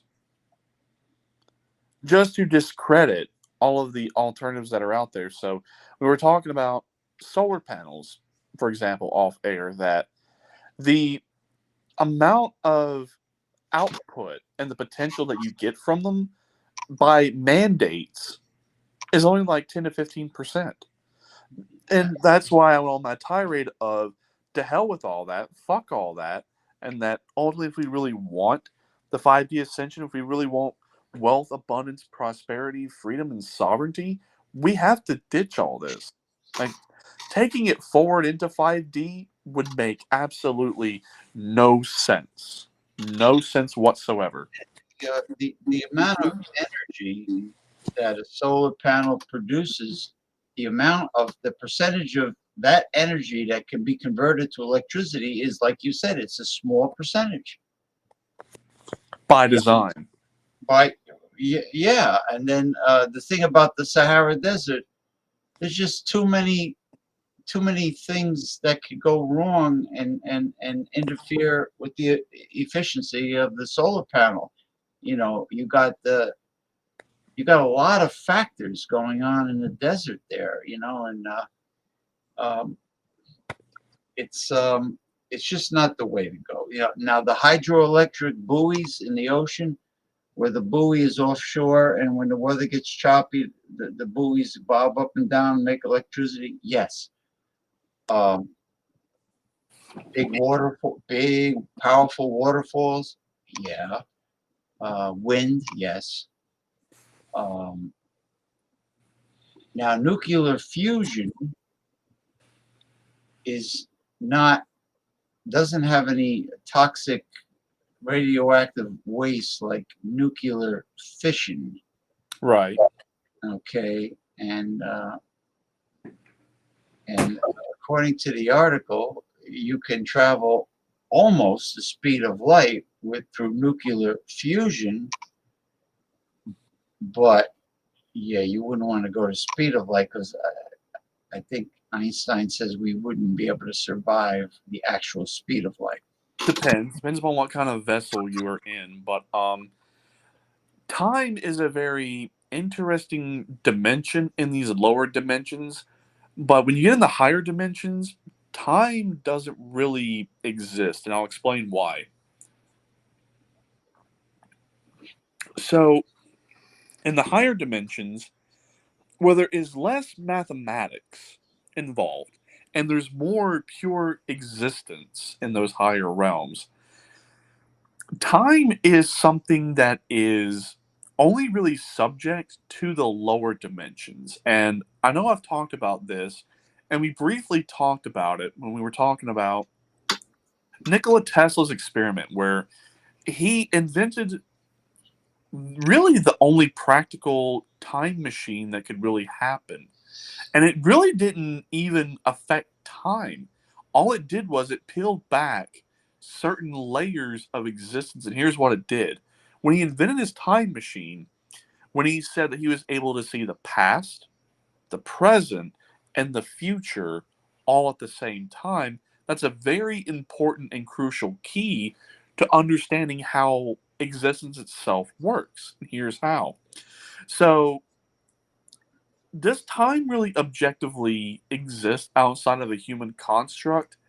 Not really, and here's why. Because time and distance and all these other mathematics that we as humans have came up with, all the different formulas and equations that we humans have made, not that existence itself made, but we humans have made, that's not really how it operates. So when he peeled back those layers and saw all at the same time, he saw practically into alternative timelines and universes that are coexisting at the same time as ours. So that means time travel is not the thing we need to look at. We need to look at universe, timeline, dimension, vibration, and frequency travel that we can tap in and tune into all of this. It's just all we have to do is find a way through a particular device to peel back all of the mathematical layers that ultimately prevent us from experiencing it. It's like we can experience it physically with this device, but mentally and spiritually, we experience it on a whole nother level. So it's like taking something that is very high tech and sophisticated and having it work in the physical, which he was able to do. And that's why, again, he was able to see that it's all happening at the same time, because all of existence is happening right now. There only is like one moment, and that is here and now. Everything is here and now. It cannot be any other way. If you want further proof, so for example, we look at this Constitution, for example. Okay, we know this document is very old, and that it's proof of the past. Okay, where's the proof of the past? The here and now. So it's like, where's the proof of the future? Here and now. We can see where things have developed from the past and where things are going to the future. Henceforth, why everything is here and now. Yeah. Well, the future for me is that I'm probably going to cook an 8-ounce Black Angus burger. Yeah. That's in my future. It might be my near future, but it's still the future. Exactly. Masumi is in the future. She's 13 hours ahead of us. Yeah, again, that's not really a true future. That's just a time zone on this planet. Every planet has a time zone. It's just all it is just a mere relation into how it rotates around the sun, how it spins on its axis. That's really it. You know, it's weird. The United States had many more time zones. Like before the railroad was constructed, there were many more time zones in the U.S. alone. Like back in the 19th century. And then all of a sudden, after the railroad, they decided to consolidate many of the time zones. But how do you create, what justifies a government to create a time zone? Like who's to say, okay, the separation of Eastern time and Central time is Alabama, the Alabama-Georgia line. Yeah, I think it's actually true, because every single time we have gone to the Central time zone, it's always been in Alabama. Because you got the Eastern time, and then Central time, Mountain time, and then Pacific time. Yeah, there's a mountain time that would be like what, Colorado, Utah? Yeah, so they would be 2 hours behind, and California and on the West Coast they would be 3 hours behind. And then there's a weird, interesting, I think part of Alaska is 4 hours behind, and then another part of Alaska is 5 hours behind. But they're not straight longitudinal, vertical longitude lines. They're like a puzzle. They're crooked. Right, and then you go to Hawaii, they're 6 hours behind, and then you have the international date line. You know, like you are Eastern, but you are Eastern. My other friend that lives in Memphis is Central. Yeah. two And I will sides. tell you, Two sides of Tennessee, because Tennessee shaped like an anvil, a very horizontal state. yeah, to get from where I'm at in Kingsport, the Virginia border, to Memphis, which is on the Tennessee-Arkansas border, that is like 7 to 8 hours. The central time zone starts between So to go from the far eastern end of Tennessee to the far western end of Tennessee is a 7-hour drive. 7 to 8, depending upon traffic, because you can take I-81 to I-40. I-40 merges about 50 miles down the road from me. Now, I-40 splits. You can take I-40 west and go all the way out to California. I-40 goes all the way across the state. Now, if you take I-40 east, it branches off and then it takes you through eastern Tennessee, and then it takes you through North Carolina, and then it takes you all the way across the state of North Carolina. I think it starts in a coastal city called Wilmington, I think. Oh, like Wilmington, Delaware, spelled the same way.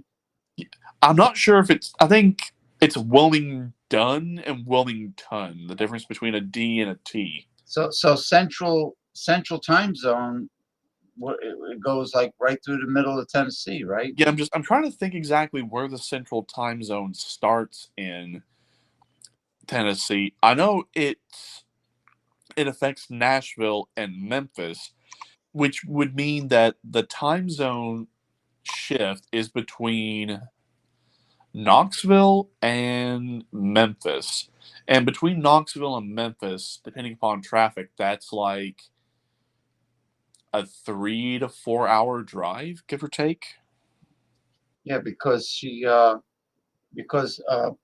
what I was told is that eastern Tennessee is known for its very humid summers. Oh, and compared to western Tennessee near the Mississippi River, which is considerably drier summers. But I doubt that, because I they're mean, on the Mississippi River. if you're on the Mississippi, how can you have a dry summer?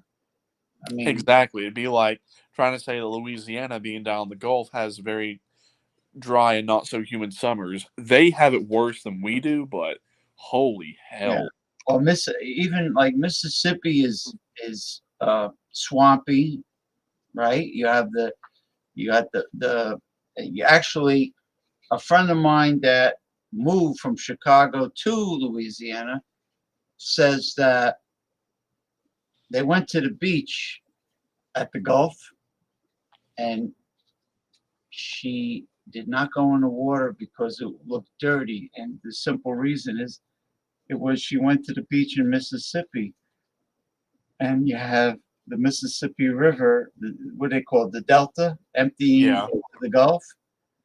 And, and then she says, well, if you go farther east into the Florida Panhandle, Pensacola, Florida City, then you're going to get the pearly white sand and the crystal clear water of the Gulf.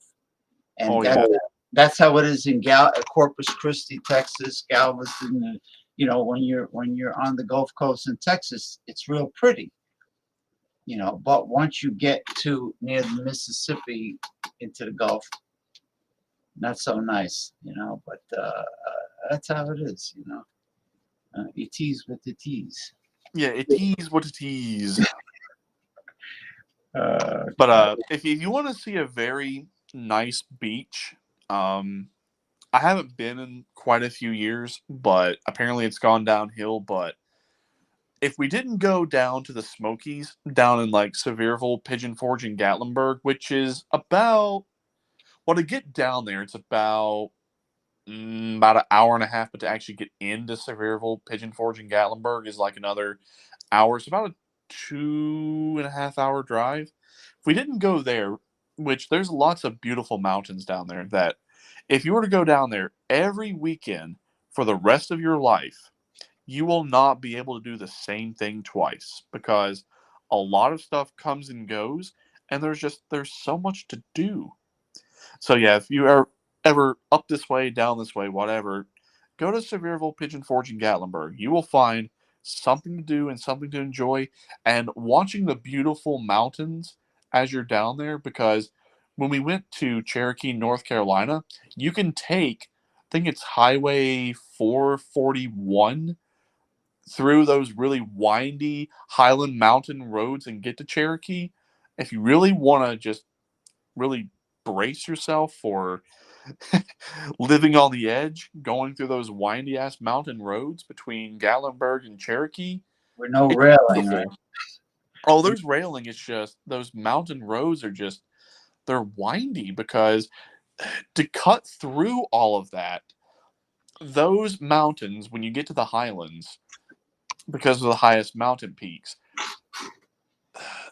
the way to get there, they had to really rough cut a lot of the blasting as well as carving out of the mountains to get it through there. So that's why if you're wanting a straight, clear-cut path through there, you're not going to be able to. But again, if you love looking at staggering mountains that are really high but also very rugged, you'd love it. My ears would be popping like popcorn if I was. So yeah, if you want to do that, go right ahead. But the beaches, well, we'd also go to the beaches. I've been to Virginia Beach. That's more of like yellow, interesting sand, and the ocean there is just, it's dirty, because you got all that stuff coming down from DC and the DC Metro, and then all the stuff on the East Coast. It's like, it's just one big toilet bowl for just all sorts of nasty stuff. And then Well, from DC Maryland, DC has the Potomac, and then Northern Virginia also has the Chesapeake Bay, which is, when the Chesapeake meets the ocean, it should be clean there, right? you would think, but again, where so many people live on the East Coast, and then you got, you know, what's up there in the DC Metro, all the East Coast, and then the other little island part of Virginia that connects to Maryland. You got all that stuff over there, and then what comes down, I guess, from there, it's just, the water just doesn't look good. So Now, no wonder why the oyster beds are so plentiful in the Chesapeake, because shellfish love murky, dirty water. They just grow. They're Right. filter feeders. That's Now, Eastern Virginia is very historic. So if you go to Williamsburg or Richmond or anything along that whole area, you're going to get a lot of very rich colonial history. But again, going to the beach, I don't like it. Now, go further south. Savannah. Well, we'll get down to Savannah. Savannah is beautiful with beautiful beaches. But before you get there, if you go down south and you go along the coastal area of North Carolina, so if you go through Nags Head Beach and you go through Emerald Island, and then you also go through Wilmington and Rockingham, those coastal cities, their beaches are very nice. Their sand is like a mix of like yellow and white. But you get down to South Carolina, Myrtle, yeah. But even if you were to follow Highway 17, which is the coastal highway from basically Rockingham, North Carolina, you can go through North Myrtle Beach, Myrtle Beach, Surfside Beach, and then Pawleys Island, and then you get down to I'm trying to think. It's not Pawleys Island. It's another inland coastal area, but it's below Charleston. But yeah, their beaches are very sandy and very white sand, and the ocean is, it's not crystal clear and blue, but it's not like a very dirty, murky. It's kind of like, it's right there in between. It's like a clean blue-green color. Yeah, the capital is Columbia, right? South Carolina. Is it Columbia or Charleston? I think it's Columbia. I think because there's I know Georgia is a tiny piece of the state that's on the ocean. That's where Savannah is, and I Right. think South Carolina doesn't really have a huge coast. Oh, they do. Like I said, you go all along Highway 17.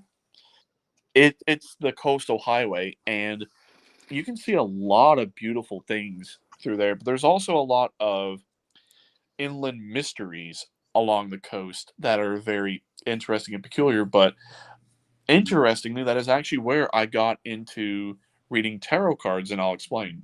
So, Is that where you first start seeing palm trees? Is South Carolina? they do have palm trees, and that's also where the soil is very sandy. So it's very great for growing strawberries, watermelons, peaches, but also soybeans and peanuts. Tomatoes like sandy soil too, I think. Right, but South Carolina is flat. Like flat, flat, flat. Like it might have some rolling hills, but it is flat. It is Like- basically right there on sea level. Like when I took a train, what was it? Ohio, Indiana, mostly Indiana. Yeah, it's also flat. Yeah, it might have a few rolling hills, but that's it. It is flat. But what I was getting ready to tell you is, so that is where I had my very first tarot card reading ever. So, I think I was 16 at the time. Yeah, I was 16 because it was the summer vacation between my sophomore and junior year of high school. So it was a nice family vacation. We were there. It was our last night, and we were at this interesting outlet that is on the water called Barefoot Landing. That's within Myrtle Beach. So it's an actual shopping outlet, but it's on a lot of floating makeshift islands that are made of wood. But there's lots of different walkways you can also walk along here at Barefoot Landing. You can see the wildlife and see the swamps and the ponds and the water reservoirs and the wildlife in it. But at nighttime, it's very peaceful and serene and quiet. So we were walking around, and my mom and my sister and my aunt, uncle, and cousins and my grandparents, they went off and did something else. I went off and did my own thing, that I wanted to explore this this particular house they had, and it talked a lot about the urban and mythical legends about different beings that are within the area, and how all the different hurricanes, that every single time there's a hurricane in South Carolina, it always brings out this entity called the Gray Man, that he is always around after every hurricane. So I was very infatuated with that. So they got done shopping. We were walking around seeing if there was anything else that we wanted to check out. Well, lo and behold, I saw this guy. He was offering tarot card readings and palm readings for a certain price. So I was like, well, you know what? Why not? So I got my tarot card reading done and my palm read, and I was like, I didn't really think too much of it. I thought it was, fascinating. But for about a couple months, I did some research on it, and I kind of got into it. And then for Christmas of 2010, I asked my dad for my first tarot card deck, and then he couldn't find the one to get me, so I went to Books A Million, bought my first deck, and well, here we are, going on 14 years later. Okay. Books A Million. That it's I mean, of course, online you can find any deck, but in stores, well, forget about Barnes and Noble. They don't have that many variety. But if you go to like a new age store or a curio shop, Right. you'll find some variety. But Yeah, I'm still here. I'm just pulling up DoorDash so I can get my DoorDash schedule. So okay, yeah, I've never seen a deck, Marseille deck in a store.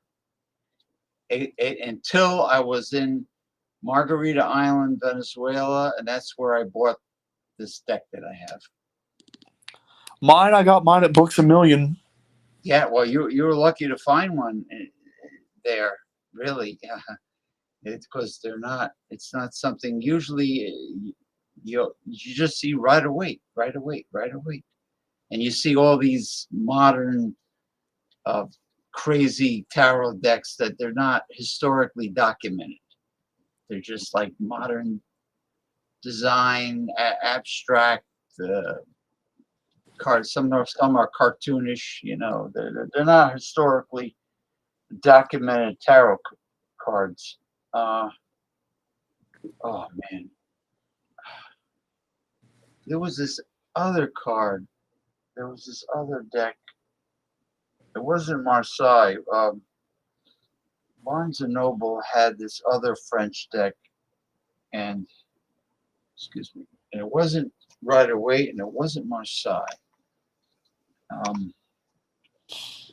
Trying to think.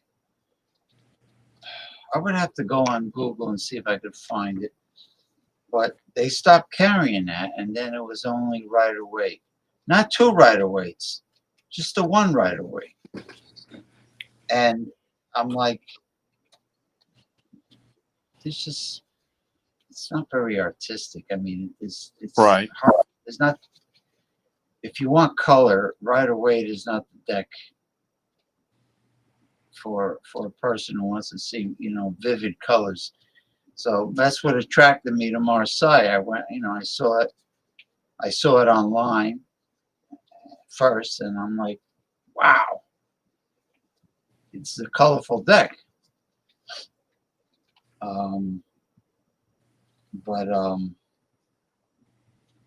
I mean, you get accustomed to what they are, you know, like the death card would be La Morte, Morte, La Morte, death, you know, Le Soleil, the sun, you know, so on and so forth. Le Mans, the world. Yeah, speaking of Le Mans, very interesting race they have in France. It's a race that lasts 24 hours, and it stresses every single car to its absolute breaking point. And not many cars survive Le Mans. That's where they got the name for the Pontiac Le Mans. Exactly. So it probably survived the Le Mans. But what I also like about it, if you watch the full circuit of Le Mans, there's like a certain really long straight stretch, and if you want to top out the vehicle on that straight stretch, you can do it. You know, Chevrolet was the name of a famous race car driver back in the day. That was his last name. Chevrolet. The Dodge brothers. I hear they weren't affiliated with Chrysler Corporation at that time. They branched off, and they started making Dodge, only Dodge. But I hear they were really, really smart engineers. They were like the best. Oh yeah, the Dodge brothers back there. I saw the documentary on the History Channel. The history of the automotive industry, going way back. So before the Model A, there was the Model A, Model T. That was Henry Ford wanted to mass produce an affordable vehicle that the average person could get, and that was his concept. Then what made Ford what it? I mean, this is before Ford became found on road dead. This is way back when, and what made Henry Ford was not necessarily the Model A, the Model T. It was World War I, because he got the contract to make the like all the military vehicles, the Jeeps, and even the tanks. Right. So let's see here. Ford, found on the roadside dead, fix or repair daily. What's another one? Oh, there he is.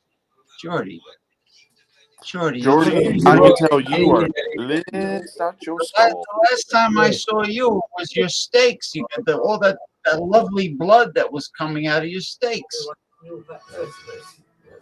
Where be your steaks, buddy? I already ate them. Beautiful. You look sleepy. You look sleepy. I'm stoned. Oh, yeah. You're stoned. You're so late by you. I'm stoned. I'm stoned. I can see you got the eyes going on like. How were the steaks, man? How were the steaks? They were good. I made them medium rare. Ooh, medium rare. Oh, I love medium. Well, Jordy, here's what I got for tonight. Oh, Damien is drinking some Steel Reserve. Yeah, here's how much is left. Damien, I didn't think you drank. And you could read it. You could read it because he's got the mirror off. Steel Reserve. Nice. Hey, James. Sounds like all of you are James, hold on. Maybe you can do me a favor. I just released my new song, Night Energy, Lucid Dream. Lucid Dreams, you said? Lucid Dream. Is it? It's not copyright, right? You put it. No, Send no, it to it's not copyright. It's Send all. it to me on message. Send it to me on message. This bathroom, I'll be right back. Lucid Dreams. You can get all sorts, get every character, count the 2-star and all yourself. Just everyone, you can create your own new picture and all, your own styles. Where were the Scottish women? Wow, man, dude. I wish I had some here, but I don't.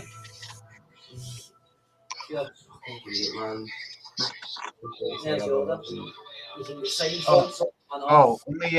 You want to ask the pendulum some questions? Does Jordy have a future in the type of music he produces? Excuse me. Hopefully. Says yes. Oh. What are you looking at, man? I thought you were into this. Thank you. Does Jordy really like haggis? I love haggis. Yeah, he likes it. You love haggis. Yeah. I love haggis. I love haggis. Yes, I do. Okay. Do Scottish girls make the same sounds during sex that other women make?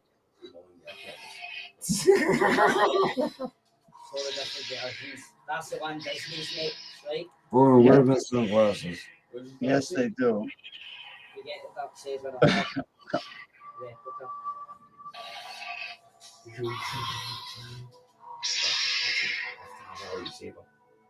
Where's that lovely light of yours? That the ball, the patio light.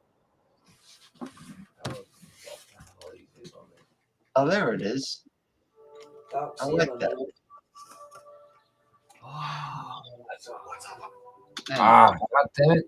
I don't know what in the morning is.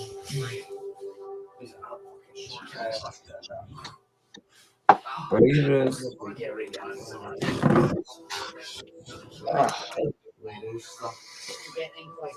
Grilled cheese, tater tots, and Steel Reserve.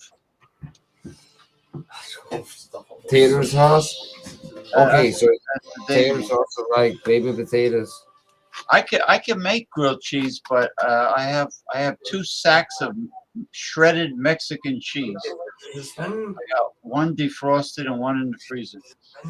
You know, it has like four different cheeses in it. Yeah. Mexican, 4 different Spanish cheeses in it. It's really good. Oh, I know what I'll do. I steamed a bowl of yellow organic hominy grits. I think I'll put the Mexican cheese on top of the grits. And I'll melt it. He doesn't quote this and they'll not tell anybody how they've done it. They've actually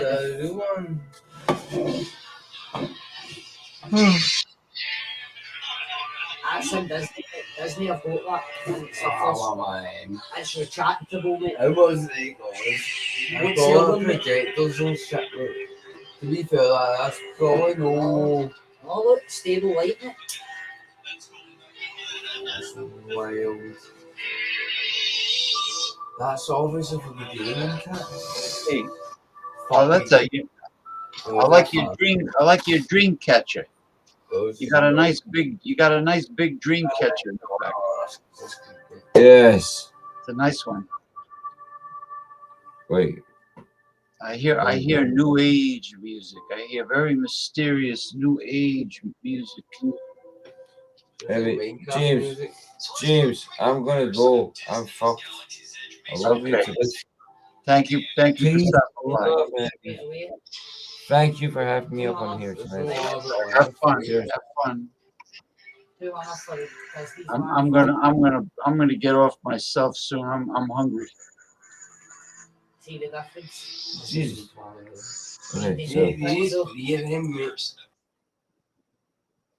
Up there he is. Yeah, Jordy and his friends. They had this really cool new age music going, and he put his multicolored LED light. And he got a huge dream catcher in the back, and he says they're all fucked up. So yeah, I can definitely tell. Like he got Chinese eyes. Like, I'm fucked yeah. up. And then there's me with just my 40 is still reserve. I've got about this much left, and I can definitely tell I shouldn't drive, but I'm not intoxicated. But I got a good little buzz going. He's 5 hours. I think he's 5 hours ahead of us. So it's like 5 o'clock in the morning, but again, it's a Saturday night, Sunday morning. So unless he doesn't work, who cares? I think he might have a job that I know very well. He might be working for Seymour Doolittle. Seymour Doolittle, but yeah. I think this is a pretty good show. So my final assessment is still reserved, and I really didn't anticipate on just doing a quick review. But out of all the strong beers, this one really is like the golden child. It's sweet, it's malty, it's grainy, it's bready, it's hoppy. What I also like about it is it's a lot of beer for a little bit of money. Like, I can see why these 40s in my area are doing really well, because a lot of stores and a lot of gas stations that I go to and I see these 40s, they're running them on sale like 2 for $5. So, you get 2 40s of Old English, 2 40s of Ice House, or 2 40s of Still Reserve. You got a great night ahead of you. But what I also like about Still Reserve is you don't get that high alcohol sweetness. Like, you get a nice, smooth alcohol burn. And it reminds you that, hey, I'm a lot of beer and I got a lot of alcohol. Show me some love and respect and care. I'll show you a great time. But fuck around, you'll find out. So, and again, it's just out of all the strong lagers at 8.1%, this is it.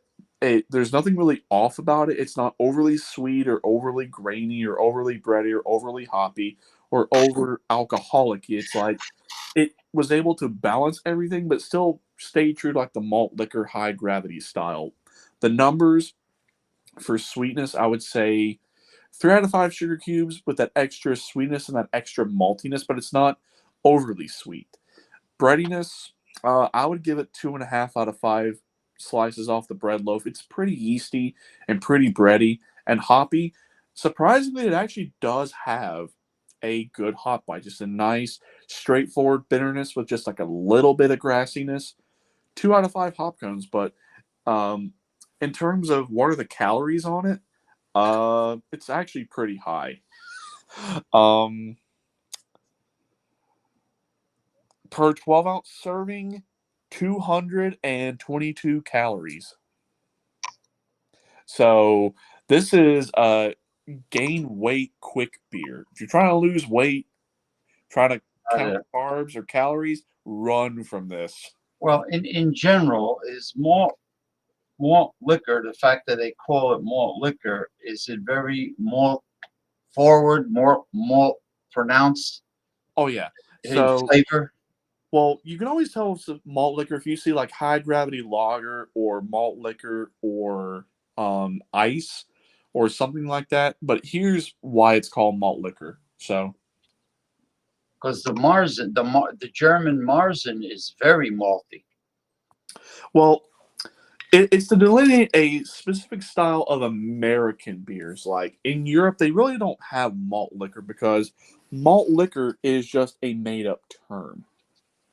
Because after the repeal of Prohibition, when they wanted to make stronger lagers and stronger ales and stronger brews in the United States, and when they went to approve the labels through the ATF, which now we might actually see them go by the wayside, and for good or for bad, but anyway, they would not certify the label because they would cite some weird thing saying that you could not have beer above a certain ABV and call it beer, so they decided to come up with malt liquor.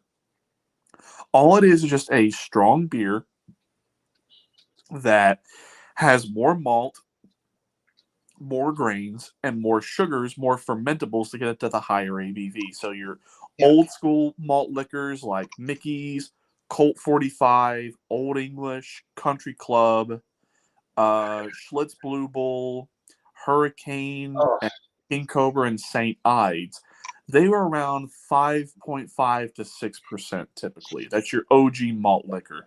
Now, your other malt liquors, your ice beers, where they just concentrate the beer, just remove excess water from the brewing process. So water or low in ABV liquid just gets removed. That's another way of making a malt liquor. Or another one is your super brew, where you do both at the same time, but typically it's just more malt and more grains, and it tastes like it has more malt and more grains and more sugars, and it's off balance to that. Well, that's how they get the higher alcohol content. They boost it up with more sugars, more carbs. Exactly. So that's the raw material for the yeast to feed on.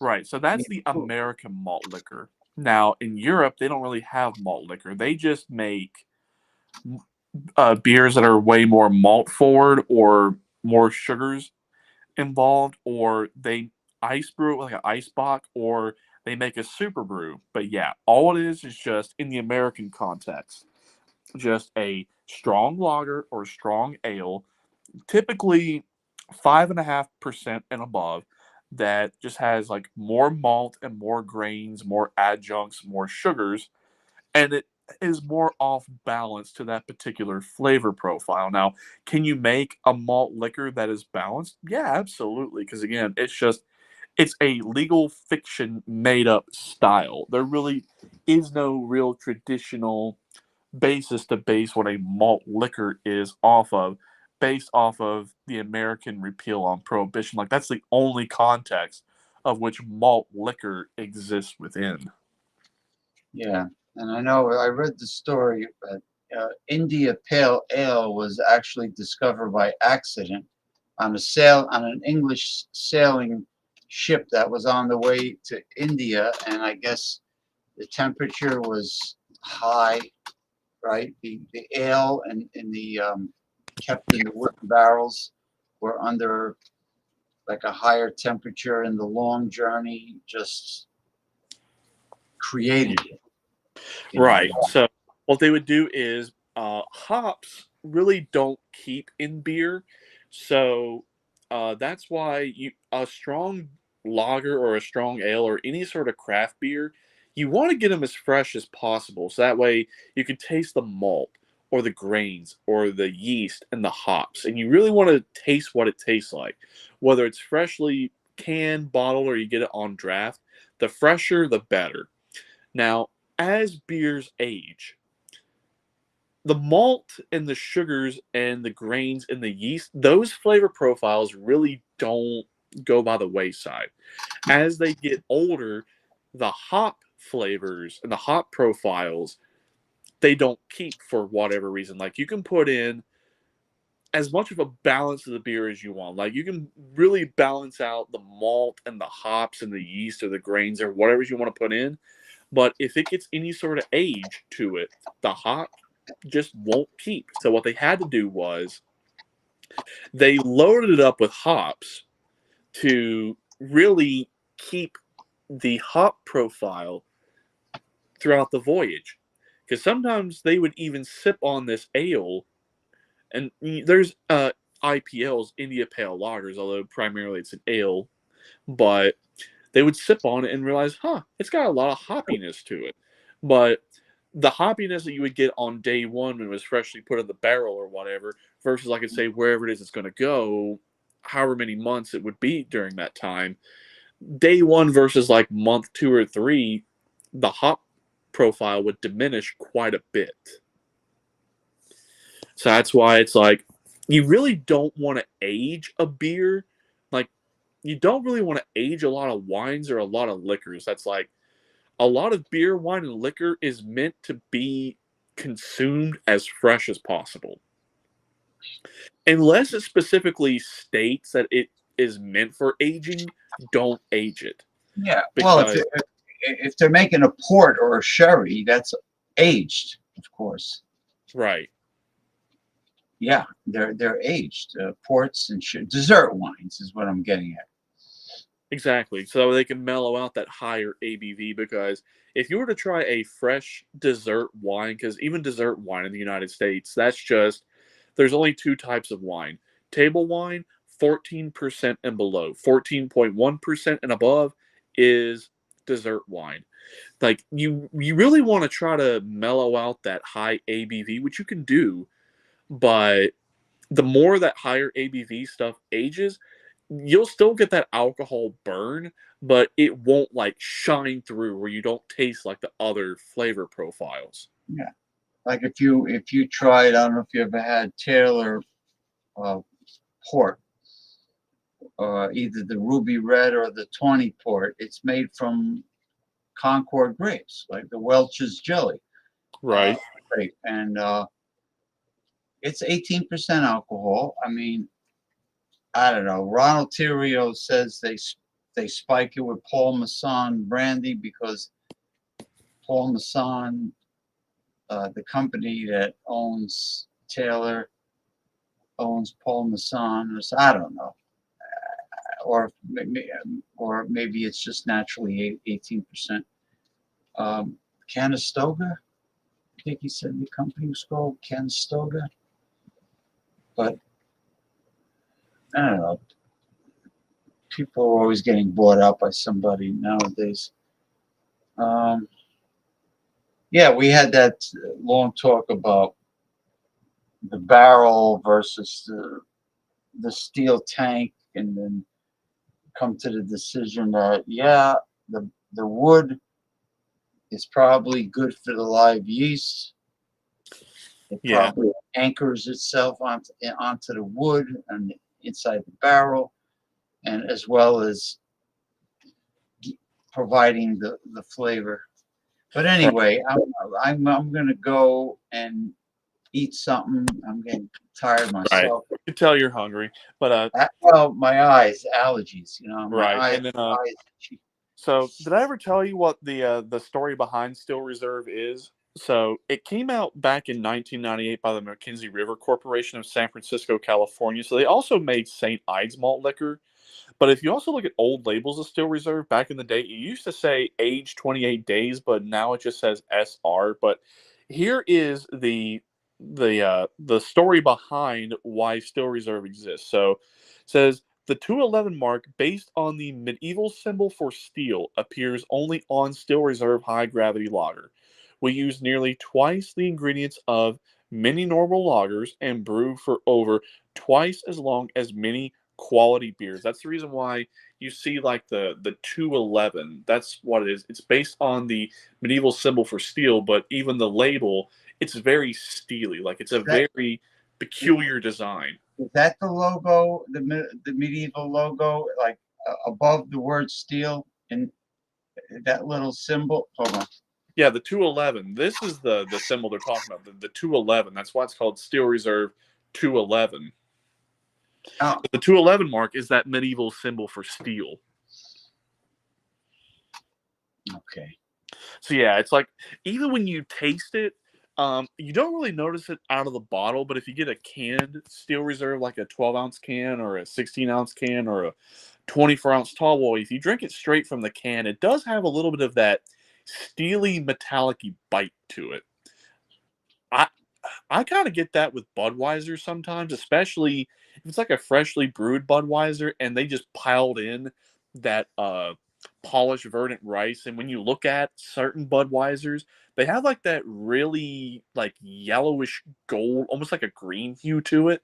It happens. It just depends upon how much rice they use and how much it really took with the brew. So. Oh. All right. I'm gonna ask you. I'll ask you a question. I don't want to say it publicly, but it's nobody's business really. But I'm gonna have a question to ask you. All right. Yeah. All right. Thank you, everybody. It was another fascinating blockbuster show. Exactly. So see y'all next week.